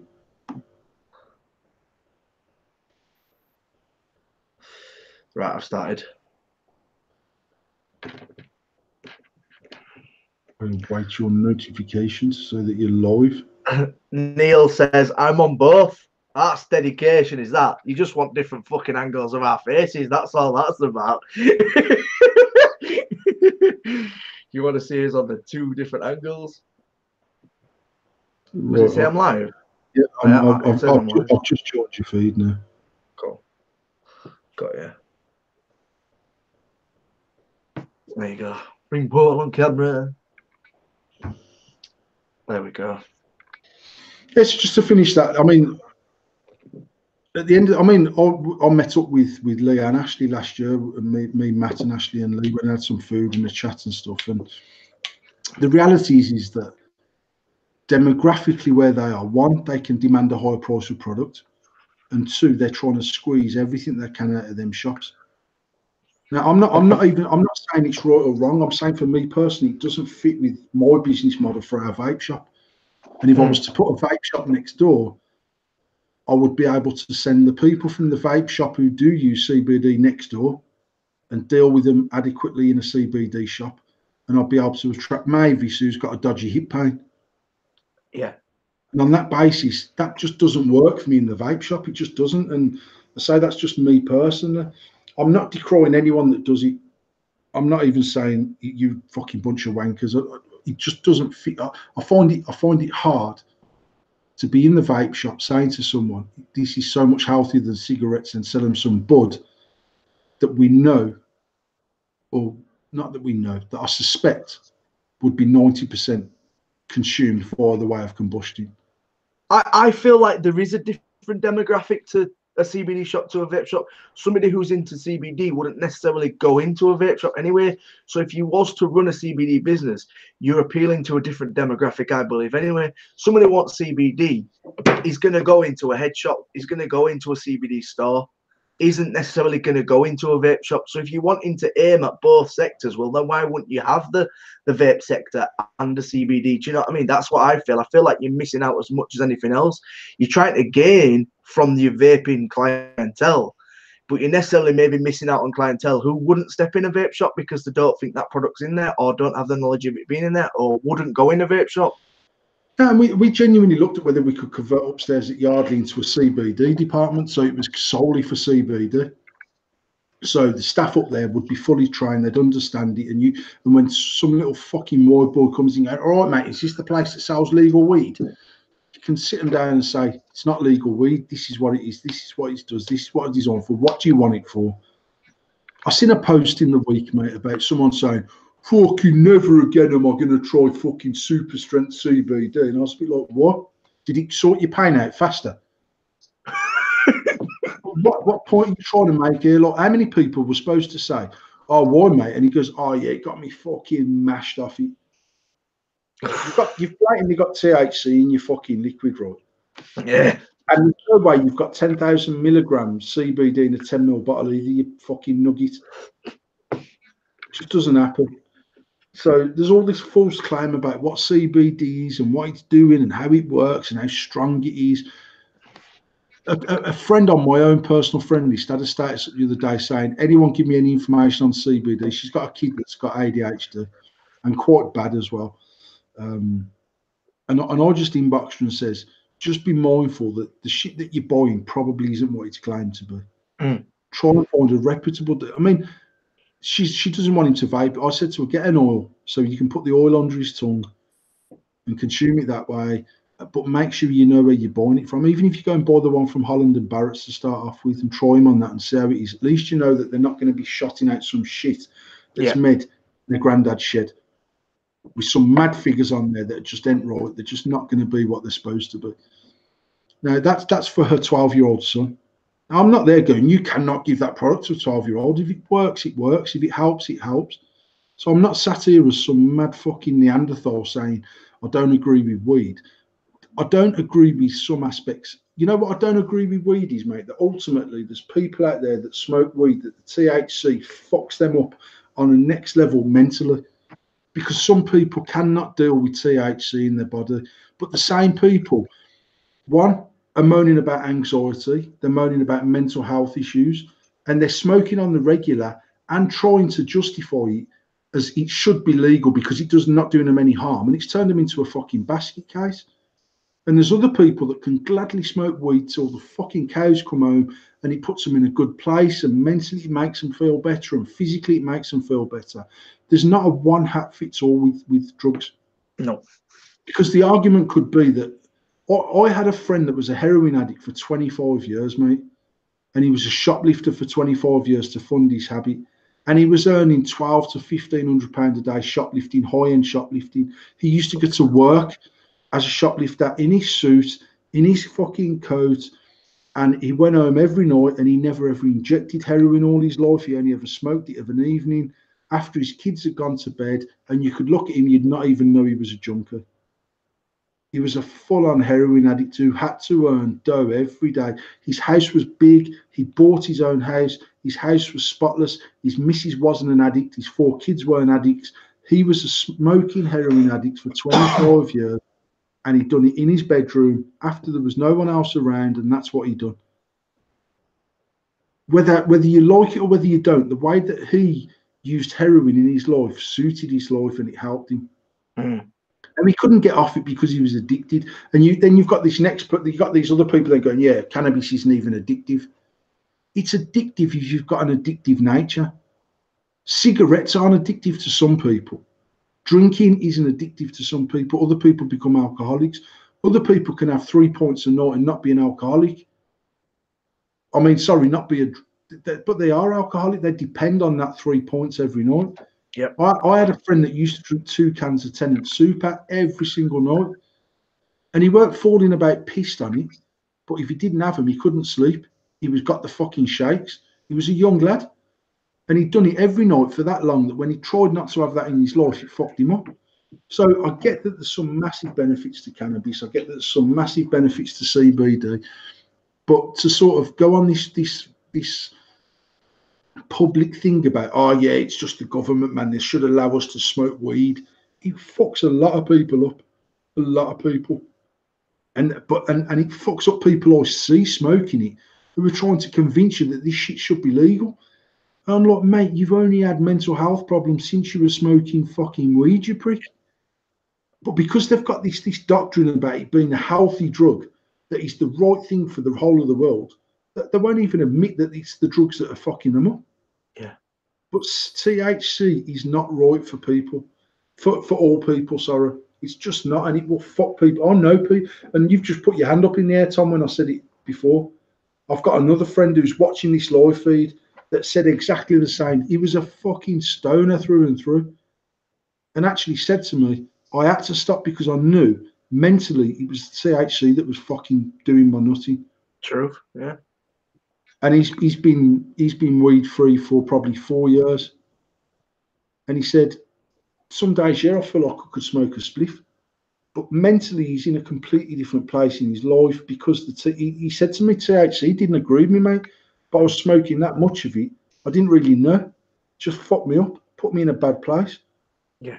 It's the education. People that have the education on it, and then the people that are giving the education out don't even have a clue themselves. It's fucking crazy. Well, I'm going to end the show on a bit of a light. We're going to do status of the week, but I've got a few questions that I'm going to hit you, just quick fire questions. Just literally a few. So the first quick fire question is, if you had to work but you didn't need the money, what would you do?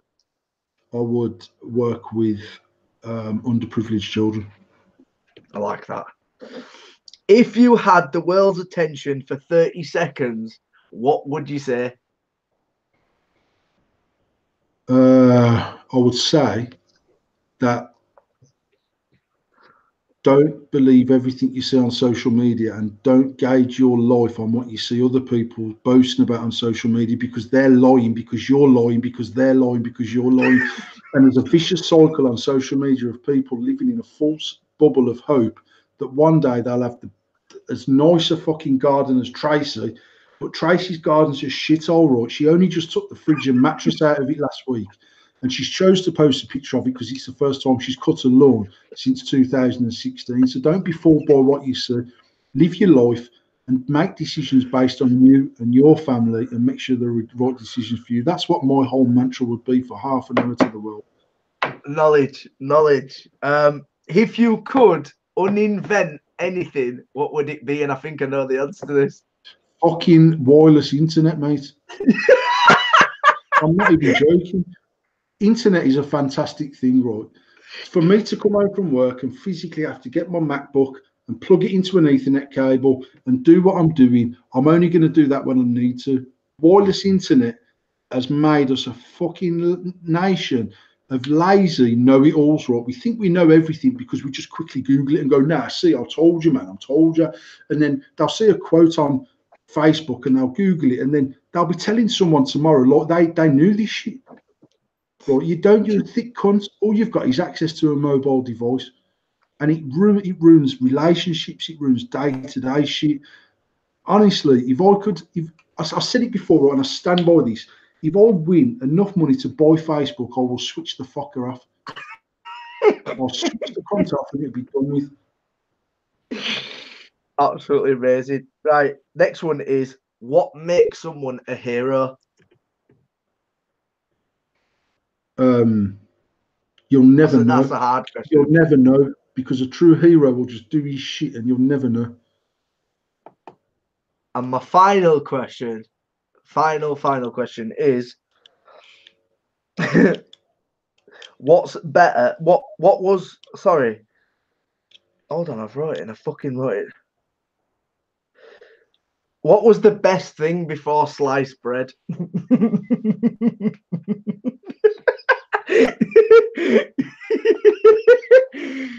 This is for you to answer, not for me to answer. What was the best thing before sliced bread? I don't even know when sliced bread became a fucking thing. Mate, I think unsliced bread, actually. Because you can obviously take a fucking knife to the cunt and give yourself a proper doorstep, make your sandwich as big as you want, and then all of a sudden some cunt says, nah, this is the bread you're having. This is how thick you're having it. You fucking love that bread and get on with your life. And actually, unsliced bread was the best thing before sliced bread. I love it. I thought I'd just throw a few a few questions at you. I thought that'd be funny, that last one. What was the best thing before sliced bread? And I knew you was gonna say fucking Facebook. If you couldn't invent anything, would be fucking Facebook. I knew it. I mean, just Facebook is, for me personally, it's been fantastic for our business. It's what we started the business on. I had this 3-day ban, and actually, when I look at my Facebook activity this year, and we're just getting into sort of 3 months of the year, most of my interaction is just on my own profile, sticking up a rant status or a funny status or whatever. I don't even go on my own groups. It's very rare I post on my own groups. We've got a group chat where actually we'll talk in there. Tasha said to me yesterday, "Oh, you're missing it," and I says, "You know what? I'd come off it tomorrow. I'd gladly come off it tomorrow, because anyone that I want to speak to on a regular, there's going to be people that I speak to regularly on Facebook that I might have to say to them, look, I'm coming off, give us your number, because I actually like you as a person." I could count them on one hand, mate. I could count them on one hand, the people that I'd have to say, I need some way of contacting you so we can keep up and blah, blah, blah, blah, blah. But I just think that it's become so important to people's lives to pick, like, if I go out, like back in the day, if me and Tash went round town, if she went into a changing room to try something on, the first thing you do, whip my phone out of my pocket, fucking have a quick flow through your news feed and see what's going on, like a couple of comments and stuff. Now, I could go out with Tasha at 2 o'clock and we might not get back until 8 o'clock. I don't take my phone out of my pocket. See, the fucking thing's on silent, mate. Like people could be trying to ring me, and I'm just like, when I'm back home, I'll check my phone. If you've left me a voicemail, I know it's off. I'll ring you back. Like, but I was sat in a restaurant, and there's a table there with 6 people on, and all 6 people have got their phones. And over there's 2 horrible little cunty kids who've got no manners on fucking iPads. And their mum and dad going, oh, I wish these kids had fucking behaved themselves, fucking sat with their fucking nose in the phone. And I just see, and I see my own kids do it, mate. Like, honestly, if I switched our router off now, sound like the end of EastEnders with them running down the fucking stairs to see what the fuck's going on. And I just think, for as good as it is, and for as helpful as it is for people, and it does allow people to stay connected, to use their own phrase, it's fucking ruined generations of people. True, yeah. And you know what's mad? Like, there's some young people that, like I say, it hasn't really got. Like Billy, my son, he might put up 3 statuses a year. He's 16, but to him, Facebook's completely uncool, man. It's all about Snapchat, isn't it? So there's still something else that's got a grip of him, Yeah. but it's not fair. And I think, like, we were the first generation of people that came into Facebook. Certainly, my generation, it was like it was new to us. I didn't even do MySpace, and I didn't do Messenger. That weren't my thing, because actually I was busy living my life. And as you get a little bit older and you sat on your ass and you presented, oh, I can try and find some friends from school. I didn't speak to these cunts when I was at school. Fuck knows why I went and found them. It doesn't make any sense to me. And now it has become generally. I've said it a few times, right? There's people on my Facebook who I know in real life, and there's acquaintances that there's friends that I've found through the industry, and there's a few friends on there that I've found through being on there. So for other groups and whatever, that's nothing at all to do with vaping. And then for the biggest percentage of my own profile, there's lots and lots of people that I don't really know from Adam, that even people that are commenting here, and it's no disrespect to people, it's just that you're a vapor, you've bought off me, or you've messaged me and you've added me, and I accepted people because Facebook started restricting the business side of Facebook, so it was easy for us to push our products out to people. That's honestly why I started accepting people. Prior to that, I used to have about 120 people on my friends list, and that was people who pretty much, because if anyone posted something that I didn't like, I just delete the cunts, because I was like, I ain't come on here to listen to your shit. You're a prick at school. You're still a prick now, 20 fucking years later. I can't be listening to your shit. But I've seen people that I know in real life posting stuff up that's not fucking true. And I'm like, seriously, who the fuck is that status aimed at? But then someone's reading that and it's putting them under a false pressure to be mum of the year, when I know that cunt's probably sat at home in yesterday's pants, mate, eating a fucking Greggs sausage roll. She hasn't made nothing for dinner. She doesn't know how to cook. Her old man cooks crystal meth roll. That's the only thing that's ever getting cooked. The only thing that's ever getting cooked in their house. And they're living this false life. And that was my point when you said to me earlier, what could I say? There's people on Facebook who are spending money they haven't got on stuff they don't need, impressing people they don't fucking know. Right. And actually, if you break the bones of it down, just be yourself and be honest.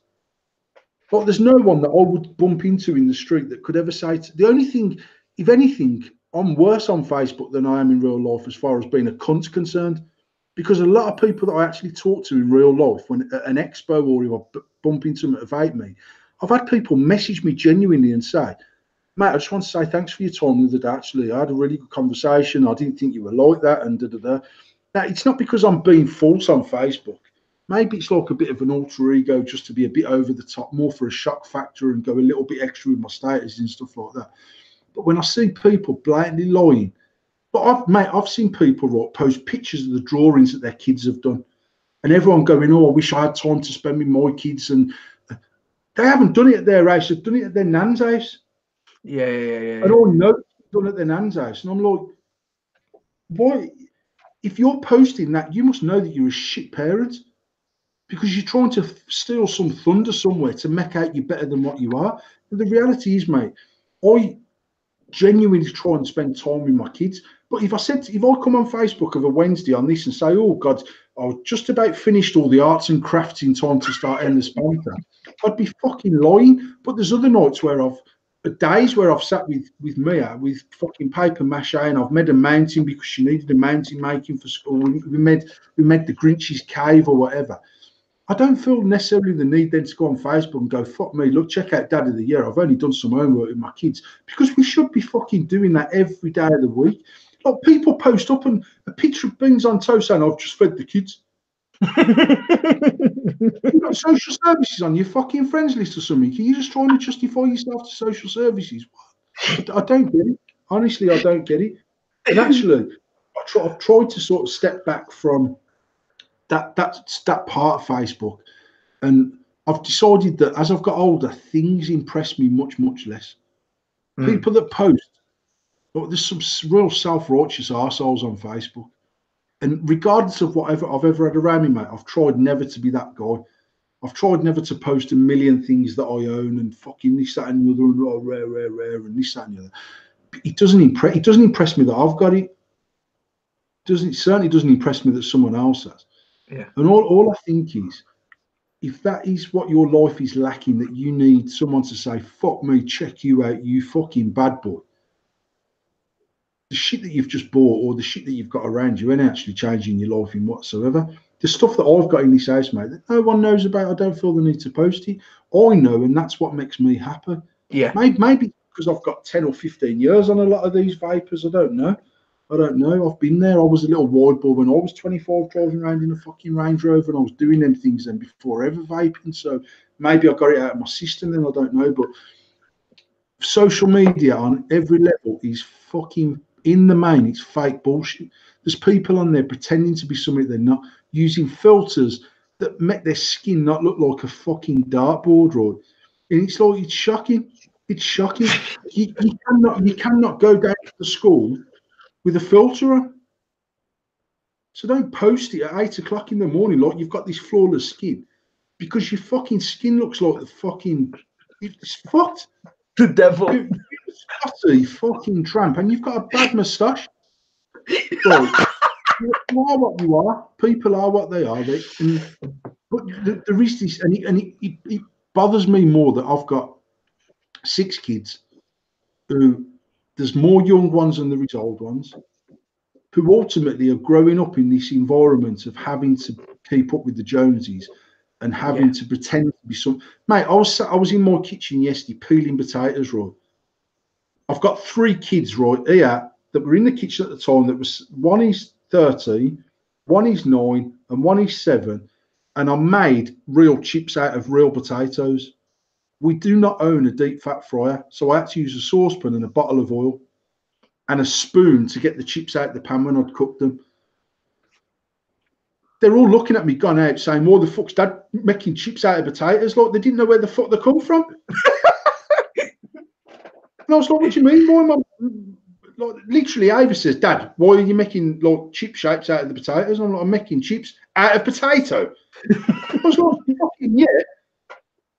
But then when I was peeling the spuds and whatever, and I was chopping them up, and Ava and Mia were talking. Now, Ava's 7, Mia's 9, and they were on about food. And Mia was saying, "Oh, there's some people that can just eat all the nice things and never put on weight." And Ava says, "Yeah, and there's people like me that I don't even eat a lot of it, and then I can get a little bit fat." And I was like, Oh, that's what I was doing. I was like, "You're really not fat." But not in any stretch of the imagination are them kids fat. Do you know what I mean? And I was like, "What you want about fat?" And then I feel the need to put my fucking potato and knife down and sort of semi-bollock her about feeling that way. But I shouldn't be I didn't shout at her, but I was like, "Don't be stupid. You're not fucking fat." And actually, anyone tells you different, tell them to go fuck themselves. I've got no qualms with the school phoning me up saying Ava's just leathered someone for calling her fucking fat, because I say, well, they shouldn't call her fat then, because she fucking isn't. Do you know what I mean? And it's like, I worry that modern way of living, I said it before, mate, and I'll say it again, then we're going to fuck off because it's 20 past 10. But the people on social media with the biggest anxiety problems are the people on social media who are living a life of bullshit. And 90% of their anxiety is from the fact that one day they're going to bump into someone who says, "That ain't you. day at the house that you showed on Facebook, that's not the car that you drive. That's not the skin that you've got. That's not how fucking thin you are, how fat you are, how colour your hair is. You haven't even got fucking dog ears and a fucking long tongue. What the fuck wrong with you? You know what I mean? I honestly believe that they've lived in such a bubble for such a long time of living this bullshit life that there's so much anxiety that one day they're going to get outed as actually being a prick. Now, I can go into any vape shop, any expo, people can come to my house, I can go anywhere, and I've not got to pretend to be something that I'm pretending to be on Facebook because I'm just fucking me. I've got no anxiety about social media whatsoever. That works against me because I say things I probably shouldn't fucking say. But there's people that I see on and Instagram seems to be like the beggy #1 place for me. Truth. There's fucking 6 million hashtags about fucking anyone who's ever hashtag living that fucking best life is a prick, right? They're an absolute fucking dickhead. Just live your own life, man. Live your own life. Live it to the best that you can. Don't ever try and be better than someone else. Just try and be a little bit better than yourself, right? And if you do that, you can't go far wrong. On that fucking note, I'm coming off Facebook, man. I've just realised it's a show. Well, I was going to read status of the fucking week, but you literally just told me your status of the fucking week. Which one? The status of the week. Well, you haven't fucking been on for 3 days because you've been on lockdown. Hashtag free Paul. We better get that fucking trending. Hashtag free PH and some crosses like that. But the status is the status you come back with for fucking first status that you landed back on Facebook with after a 3-day ban. And the status, I'll read it. The status is 3 days, 3 bastard days, seeing the usual tripe and not being able to respond. I know that we're fucking killing you. If you have 9 kids and one on the way, that's perfectly cool as long as you can afford them. If you lost your vape and then got mugged for the free replacement, I go bullshit, not bad luck. I saw that and so wanted you to be unblocked at that time. You don't realise, mate. My fucking teeth. I'm so surprised it pick up Tasha's phone and just fucking type something. And then it carries on to say, I don't care what you've bought with every shop visit. I know it's not just me being a miserable prick. We're not really that arsed. There can't be that many people who really had Prodigy down as their favourite band of all time. However, it's tragic that so many people who spend their life dedicated to entertaining and making people happy are not so happy themselves. Truth. There are still so many people who are more beggy Mitchell than the herd of trollops on Take Me Out. It's cringy as fuck. Insta seems to be the main migration destination for these people. 60 posts on their story pretending to be holier than the what is it? Yeah, so and really they're just a bit of a cunt. I need a bitch to follow me around and do my odd jobs. I had various inboxes, messages of people who were genuinely concerned about my welfare because of my lack of posting. That says more about me than them, but thank you for your concern.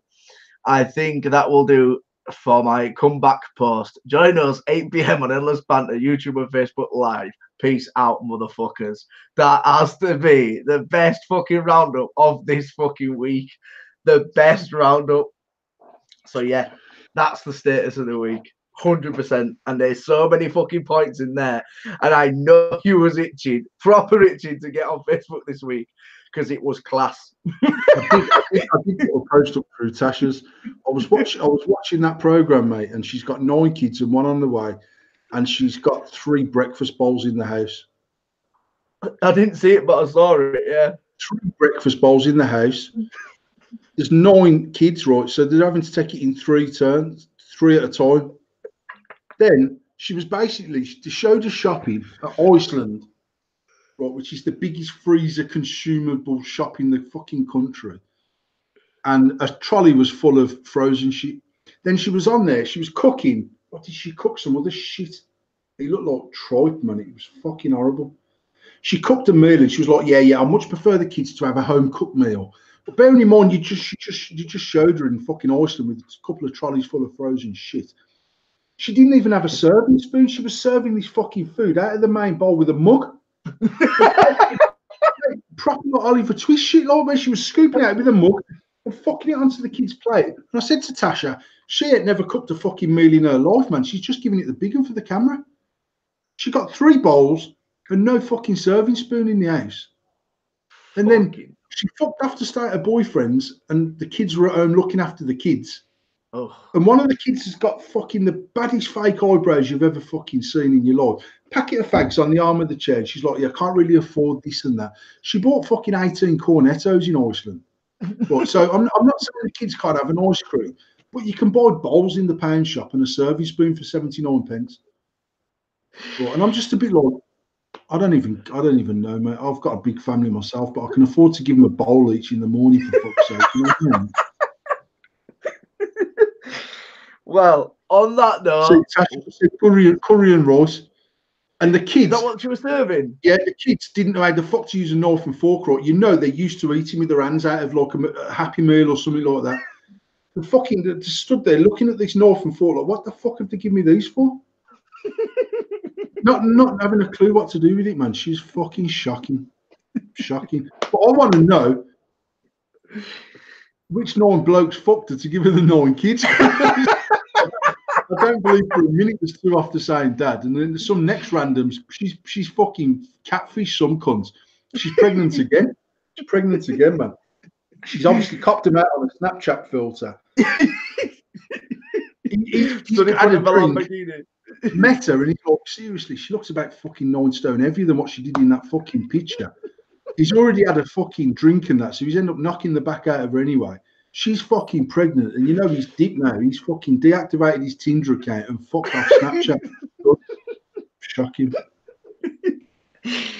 On that note, we're out of here, so I'm going to end Facebook first. So thank you ever so much, guys, for joining us. Really do appreciate it. We've had some new faces, old faces. It's always appreciated. We always get a giggle. It's good to have Paul back on Facebook, so we should have some Facebook status of the week next week. But yeah, thanks ever so much, Paul. Appreciate it. You joining me every week. We do have a laugh, and it is a giggle. So thank you. So everybody, we'll see you all. Thank you for joining us. We shall be back next week at 8 o'clock ish. We'll keep doing it this way until we come up with something better. But it seems to work okay. Hopefully, people watching on Facebook are getting a decent experience, and people on YouTube are getting a decent experience. For those people that comment, it's a struggle to sort of keep the conversation going, and I'm not very good at this PA malarkey. So I've got Facebook Live open, and I've got YouTube open, and I've got Hangouts open, and I've got my phone there. I've just got loads of me and Tom's fucking staring at me all at different times as well, so it's a bit confusing. But everyone that joins in regular, thank you very much. Everyone that's decided to come and have a nosy tonight to see what we do. It's not just, I've said it before, it's not just about us flogging endless products and shady vaping and AF and build them and all that sort of good stuff. Literally just about having 2 hours of rattling a load of shit. We talk about some vaping news if there's any to talk about, and if there's not, we talk about fucking tramps who draw their own eyebrows on with fucking Sharpies and then use a Snapchat filter to make them look like a dog. And the ironic thing is most of them look like a worst dog before the fucking filter went on. On that note, I'm over there. Peace.